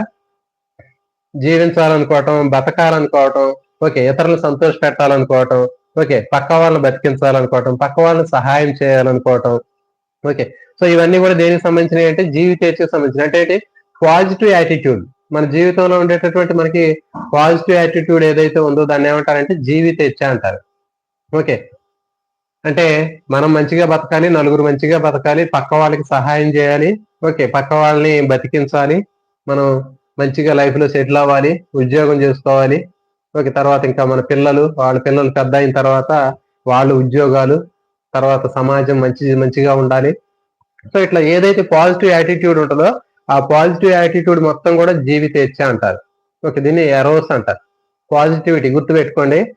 ఓకే, జీవితేచ్ఛ అంటే ఏంటి? మంచిగా జీవించడం, పాజిటివ్ గా జీవించడాన్ని జీవితేచ్ఛ అంటారు. మనం మంచిగా జీవించాలి, మనం ఏదైనా జీవితంలో ఏదైనా ఒక మంచి ఉద్యోగం సాధించాలి, మంచిగా లైఫ్ లో సెటిల్ అవ్వాలి, మనం మ్యారేజ్ చేసుకోవాలి, సొసైటీకి ఉపయోగపడాలి, ఓకే, పక్క వాళ్ళకి సహాయం చేయాలి. ఇట్లాంటివన్నీ కూడా మనకి ఏంటంటే జీవితేచ్ఛ అనేటటువంటి అంశం కిందకు వస్తాయి. నెక్స్ట్ రెండవది ఏంటంటే మరణేచ్ఛ. మరణేచ్ఛ అంటే పేరులోనే ఉంది, అంటే చచ్చిపోవాలనే కోరిక. కొంతమంది చూడండి నెగిటివ్ థాట్స్ ఉంటాయి. ఓకే, నెగిటివ్ యాటిట్యూడ్ ఉంటుంది. అంటే ఏంటంటే ఈ ఎందుకు అనవసరం బతుకుతున్నాం, ఈ జీవితం ఎందుకు, మన వల్ల ఏం ఉపయోగం ఉంది, సొసైటీకి ఏం ఉపయోగం ఉంది, ఉద్యోగం చేసి ఏం సాధిస్తాం, ఈ బ్రతికి ఏం సాధిస్తాం, ఎప్పుడైతే చచ్చిపోయే కాడికి, ఓకే, ఏముంది, ఎంతకాలం జీవిస్తాం, ఓకే, ఈ సమాజం మనకేం ఉపయోగపడుతుంది, మనం ఏం చేయాలా, ఎందుకు, ఇట్లా అంతా మొత్తం నెగిటివ్ థాట్స్ అనేవి ఉంటాయి. ఓకే, సో ఈ నెగిటివ్ థాట్స్ మొత్తం కూడా దేని కిందకు వస్తాయి అంటే మరణేచ్ఛ అనేటటువంటి విషయం కిందకు వస్తాయి. ఓకే, సో మిత్రులకి అర్థమవుతుంది అనుకుంటున్నాను. ఆర్జిత శక్తి అనేటటువంటి దాంట్లో ఉండే రెండు అంశాలు ఏంటి అంటే జీవితేచ్ఛ, మరణేచ్ఛ. జీవితేచ్ఛని ఏమంటారంటే ఏరోస్ అంటారు, మరణేచ్ఛని టెటానస్ అంటారు. జీవితేచ్ఛ అంటే ఏంటి? Positive attitude. ఓకే, దాన్ని ఏమంటారు తెలుగులో? పాజిటివ్ యాటిట్యూడ్, సానుకూల దృక్పథం.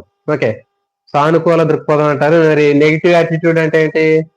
మిత్రులు ఎవరికైనా తెలిస్తే చెప్పండి. నెగిటివ్ యాటిట్యూడ్ అనేటటువంటిది ఏంటంటే దానికి అర్థం మనకి సరిగా అర్థం కాలేదు.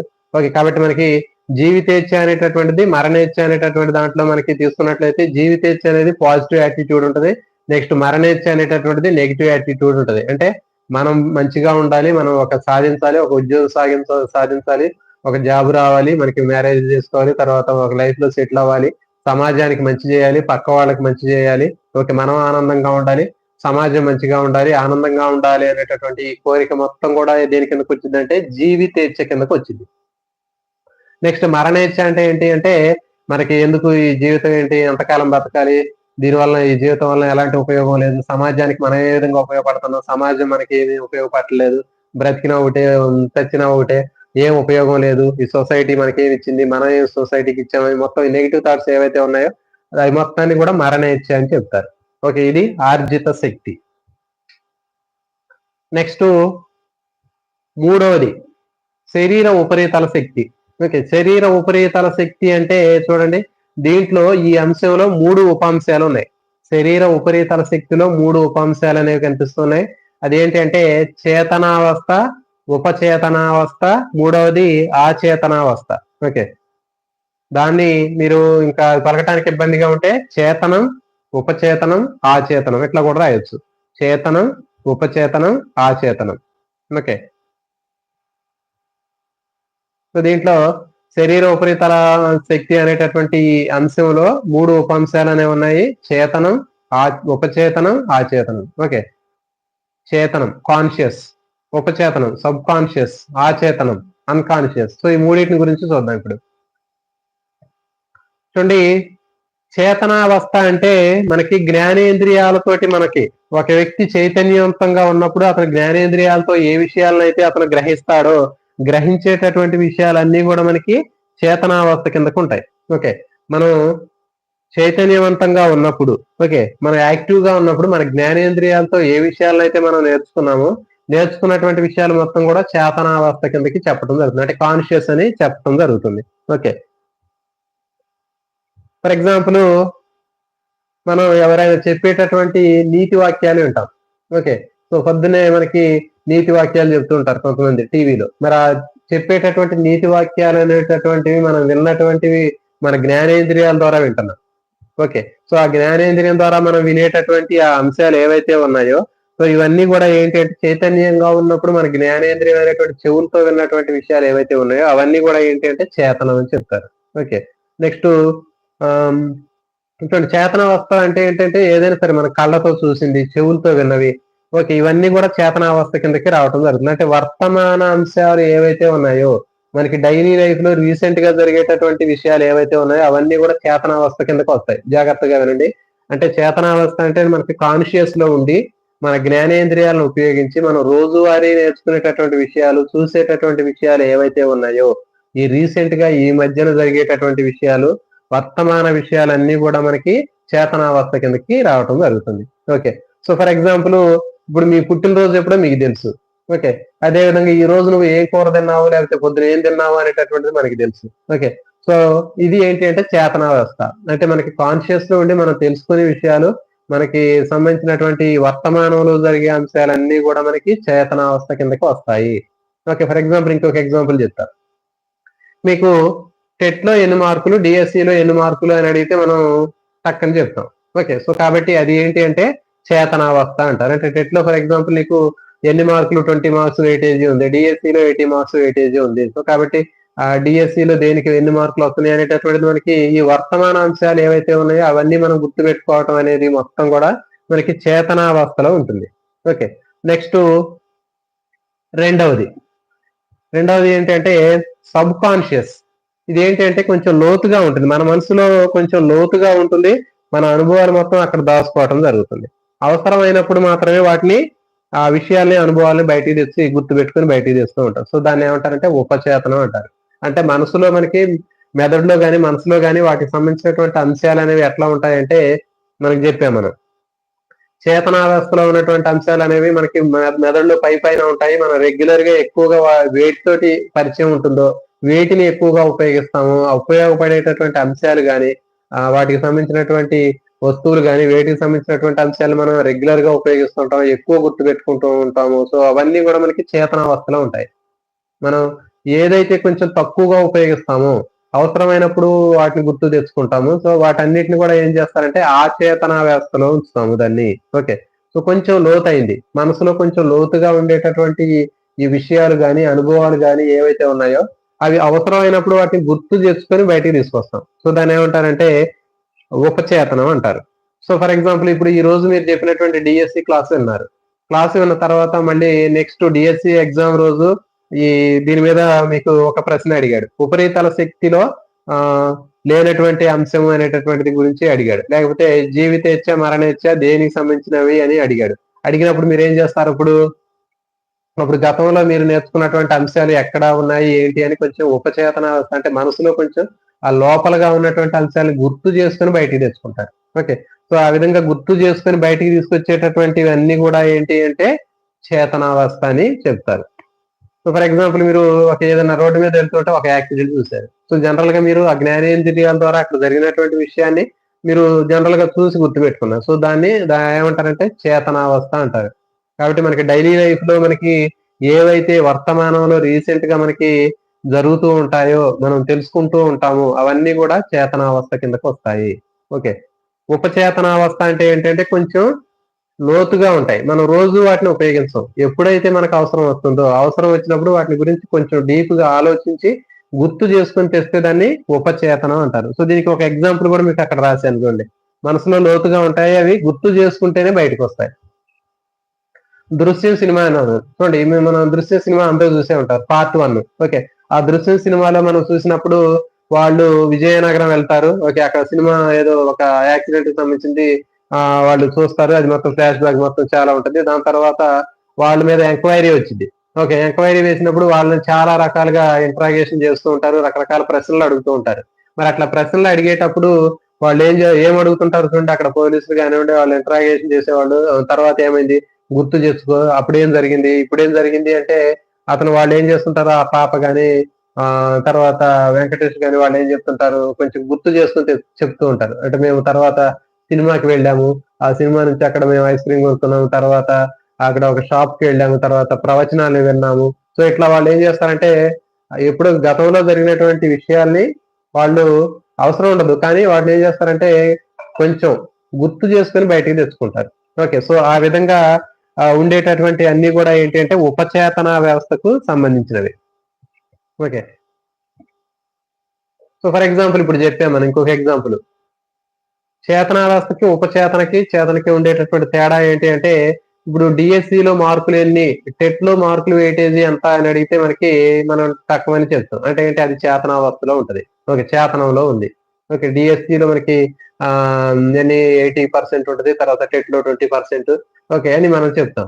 మరి 10థ్ క్లాస్‌లో మార్కులు సైన్స్‌లో ఎన్ని మార్కులు, లేకపోతే సోషల్‌లో ఎన్ని మార్కులు అంటే అప్పుడు మనం ఏం చేస్తాం టక్కున ఇప్పుడు చెప్పినట్లుగా చెప్పం.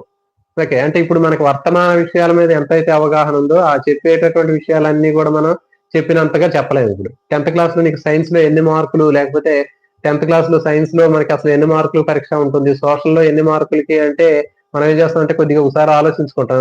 ఎన్ని మార్కులంటే 100 మార్కులు అని మనం ఆలోచించుకొని చెప్తాం. సో, ఆ విధంగా చెప్పటాన్ని ఏమంటారంటే ఉపచేతనం అంటారు. ఓకే. సో, కాబట్టి మనసులో ఉన్నటువంటి అంశాల్ని, గతంలో ఉన్నటువంటి అంశాల్ని మనం కొద్దిగా ప్రయత్నం మీద బయటికి తీసుకొస్తాం వాటిని. ప్రయత్నంతో ఆలోచించి బయటికి తీసుకొస్తే వాటిని ఏమంటారంటే ఉపచేతనం అంటారు. నెక్స్ట్ మూడవది ఆచేతనం. ఓకే. మూడవది ఏంటి అంటే ఆచేతనం అంటారు. దీన్ని మూడవది అన్‌కాన్షియస్ అంటారు. ఓకే. సో, మరి అన్‌కాన్షియస్ అనేది ఏంటి అంటే మనకి ఎంత ప్రయత్నం చేసినా ఇవి బయటికి రావు. ఓకే. ఎంత ప్రయత్నం చేసినా ఇది మనకి గుర్తుకు రానటువంటి విషయాలు మొత్తం కూడా అన్‌కాన్షియస్ అని చెప్తారు. ఓకే. మనకి ఎంత ప్రయత్నం చేసినా కానీ ఇవి అసలు బయటికి రానటువంటివి ఏంటి అంటే ఆచేతనం లేకపోతే అన్కాన్షియస్ అంటారు. మనం ఎలాంటి తడబాటు లేకుండా వెంటనే ఏదైనా అడగగానే వెంటనే చెప్పేటటువంటిది ఏంటి అంటే చేతనం, కాన్షియస్. ఓకే. కొద్దిగా ప్రయత్నం మీద కొద్దిగా ఆలోచించుకొని చెప్పేటటువంటిది ఉపచేతనం. ఓకే. నెక్స్ట్ గుర్తుకు తెచ్చుకొని చెప్పేటటువంటిది ఉపచేతనం. తర్వాత ఎంత ప్రయత్నం చేసినా అసలు మనకి గుర్తుకు రానటువంటి అనుభవాలు ఏవైతే ఉంటాయో అవన్నీ కూడా ఆచేతనం అంటారు, అన్కాన్షియస్ అంటారు. ఓకే. సో దీనికి ఎగ్జాంపుల్ కూడా చెప్తాను నేను. ఫర్ ఎగ్జాంపుల్ మనకి ఫస్ట్ మీరు అందరూ కూడా ఒకటో తరగతి చదివారు, 1, 2, 3, 4 చదివారు. ఒక 4, 5 తరగతుల వరకు కూడా మరి మీరు చదువుకున్నటువంటి ఆ ఫస్ట్ క్లాస్ నుంచి ఫస్ట్, సెకండ్, థర్డ్, ఫోర్త్ ఆ క్లాసులలో మీకు తెలుగులో ఎన్ని మార్కులు వచ్చాయి, లేకపోతే ఇంగ్లీష్ లో ఎన్ని మార్కులు వచ్చాయి, అసలు నువ్వు ఎట్లా చదివినా మీకు గుర్తుంది అసలు? ఒకసారి మీరు ఏమైనా గుర్తు చేస్తే మీ కామెంట్ చేయండి నాకు అక్కడ మిత్రులు. మీరు మనం ఒకటో తరగతి కానీ, రెండో తరగతి కానీ, మూడో తరగతి కానీ చదువుకునేటప్పుడు అసలు మనం ఎట్లా చదివారు, ఎగ్జామ్ మీరు ఎట్లా రాశారు, ఓకే, ఎన్ని మార్కులు వచ్చినాయి, అసలు మీరు ఏం చేశారు అనేటది మీకు ఏమైనా గుర్తుందా? ఒకసారి చెప్పండి. నాకైతే ఏమీ గుర్తులేదు. మిత్రులకు మీకు తెలిస్తే మీరు ఒకసారి కామెంట్ చేయండి. మీరు చదువుకున్నటువంటి చదువు ఒకటో తరగతి, రెండో తరగతి, మూడో తరగతి ఆ ప్రైమరీ స్టేజ్ లో ఉన్నటువంటి ఆ స్టడీ అనేటటువంటిది మీకు ఎవరికైనా గుర్తుందా? లేకపోతే మీరు అప్పుడు చదువుకున్నప్పుడు మీ ఫ్రెండ్స్ ఎవరో గుర్తుంటారా మీకు? ఒకటో తరగతిలో, రెండో తరగతిలో మీ ఫ్రెండ్స్ ఎవరు? ఓకే, మీకు గుర్తుందా? మనకి గుర్తుండదు. మనం ఏ ఎగ్జామ్స్ రాసాము, అప్పుడు ఏమి చదువుకున్నాం, ఎలా చదువుకున్నాం, మనకి ఏమీ తెలియదు. ఎందుకంటే మనం పూర్తిగా మర్చిపోతున్నాం అక్కడ. కాబట్టి దాన్ని ఏమంటారంటే ఆచేతనం అని చెప్పడం జరుగుతుంది, అన్కాన్షియస్. ఓకే. మనకి ఎంత ప్రయత్నం చేసినా మనకి గుర్తుకు రానటువంటి విషయాలన్నీ కూడా ఆచేతనం, అన్కాన్షియస్ అనేటటువంటి విషయాలు దాంట్లో ఉంటాయి. ఓకే. మరి చూడండి ఇంకొకటి, మనకి ఇష్టం లేనటువంటి అంశాలు, ఇబ్బందికరమైనటువంటి అంశాలు, బాధాకరమైనటువంటి అంశాలు కానివ్వండి, తీరని కోరికలు, తీరని వాంఛలు, ఇవన్నీ కూడా మనం ఏం చేస్తామంటే దమనంలోకి నెట్టేస్తామని చెప్పారు. ఓకే.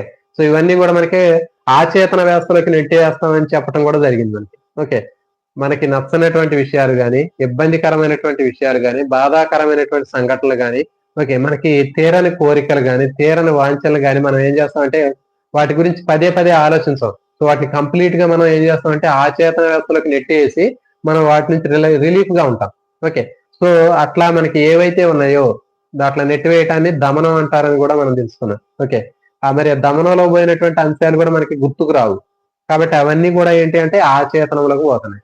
దమనం చేత మనం మర్చిపోయేటటువంటి విషయాలన్నీ ఎక్కడ ఉంటాయి అంటే ఆచేతనంలోకి పోతాయి. కాబట్టి ఈ ఆచేతనంలోకి పోయిన తర్వాత మనకి ఈ విషయాలు ఏమి కూడా గుర్తుండవు. ఓకే. మరి మన మనుగడకు మూలం ఇది. అర్థమవుతుందా? ఆచేతనంలో ఉండేటటువంటి విషయాలు ఏవైతే ఉన్నాయో కొన్ని విషయాలు మనకు కావాలని మర్చిపోవటం గాని, మనకి ఇబ్బందిని కలిగించేటటువంటి విషయాలు గాని, బాధాకరమైనటువంటి సంఘటనలు గాని, ఇవన్నీ కూడా మరి ఆచేతనంలోకి నెట్టివేయటం లేకపోతే దమనం చేయటం అనేది మనకి మానవ మనుగడకి చాలా ముఖ్యమైనటువంటి విషయం. ఎందుకంటే ఒకవేళ ఈ దమనం అనేటటువంటి ప్రక్రియ లేకపోతే, ఆచేతనం అనేటటువంటి ప్రక్రియ లేకపోతే మనం బాధాకరమైనటువంటి సన్నివేశాలను గాని, సంఘటనలు గాని, చేదు అనుభవాలను కానివ్వండి, ఓకే, మనకి తీరని కోరికలు కానివ్వండి, తీరని వాంఛలు గాని మనకి పదే పదే మన మైండ్ లో తిరుక్కుంటూ మనం చాలా ఇబ్బంది పెడుతూ ఉంటాయి. కాబట్టి సో ఏవైతే మనకి నష్టాన్ని కలిగిస్తాయో, ఏవైతే ఇబ్బందికరంగా ఉన్నాయో, ఏ కోరికలు అయితే మనకి తీరలేదో, ఏ రకమైనటువంటివి మనకి మన వాంఛలు తీరలేదో, ఓకే, సో అలాంటి మొత్తాన్ని కూడా మనం ఏం చేస్తామంటే చేదు అనుభవాలు కానివ్వండి మనకు కావాలని దమనంలోకి నెట్టివేస్తూ ఉంటాం. సో అవన్నీ కూడా దమనంలోకి పోతే ఏంటి అంటే మనకి ఎప్పటికి కూడా మనకి గుర్తుకు రావు. సో ఇవన్నీ కూడా ఆచేతనం అంటారు. ఓకే, అన్కాన్షియస్ లోకి పోతాయి. సో కాబట్టి ఇవి మనకి ఫైనల్ గా మనకి ఉన్నటువంటివి 3 రకాలైనటువంటివి ఇవి. ఓకే. సో శరీర ఉపరితల శక్తిలో మనకి చేతనావస్థ, ఉపచేతనావస్థ, ఆచేతనావస్థ, లేకపోతే conscious, unconscious, subconscious, unconscious, చేతనం, ఉపచేతనం, ఆచేతనం. ఓకే.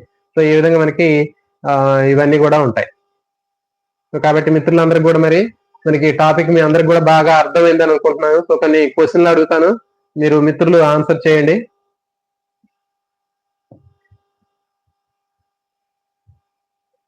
శరీర ఉపరితల శక్తిలో లేనటువంటి ఉప అంశం ఏమిటి? మనోవిశ్లేషణ సిద్ధాంతం ప్రకారం సిగ్మండ్ ఫ్రాయిడ్ చెప్పినటువంటి శరీర ఉపరితల శక్తి అనేటటువంటి అంశంలో లేనటువంటి ఉప అంశాన్ని గుర్తించండి. 1 చేతనావస్థ, 2వది ఉపచేతనావస్థ, 3వది ఆచేతనం, నాలుగోది జీవితేచ్ఛ. సో ఆన్సర్ మిత్రులు ఆన్సర్ చేయండి. ఇప్పుడు ఈ క్వశ్చన్స్ అనేవి చాలా ఇంపార్టెంట్. మీరు ఆన్సర్ చేసినట్లయితే మీకు చాలా అర్థమైందని నేను అనుకుంటాను. ఓకే, 4 ఎంఆర్ఎస్కే. ఓకే, థ్యాంక్ యూ అండి. కరెక్ట్. నాలుగోది మనకి చేతనం, ఉపచేతనం, ఆచేతనం ఇవన్నీ కూడా శరీర ఉపరితల శక్తి కిందకు వస్తాయి. ఓకే, ఇంకోటి 4గో ఆప్షన్ ఏం చెప్పాము? జీవితేచ్ఛ అని చెప్పాము. సో కాబట్టి ఇది కరెక్ట్, మనకి సరైనటువంటి ఆన్సర్.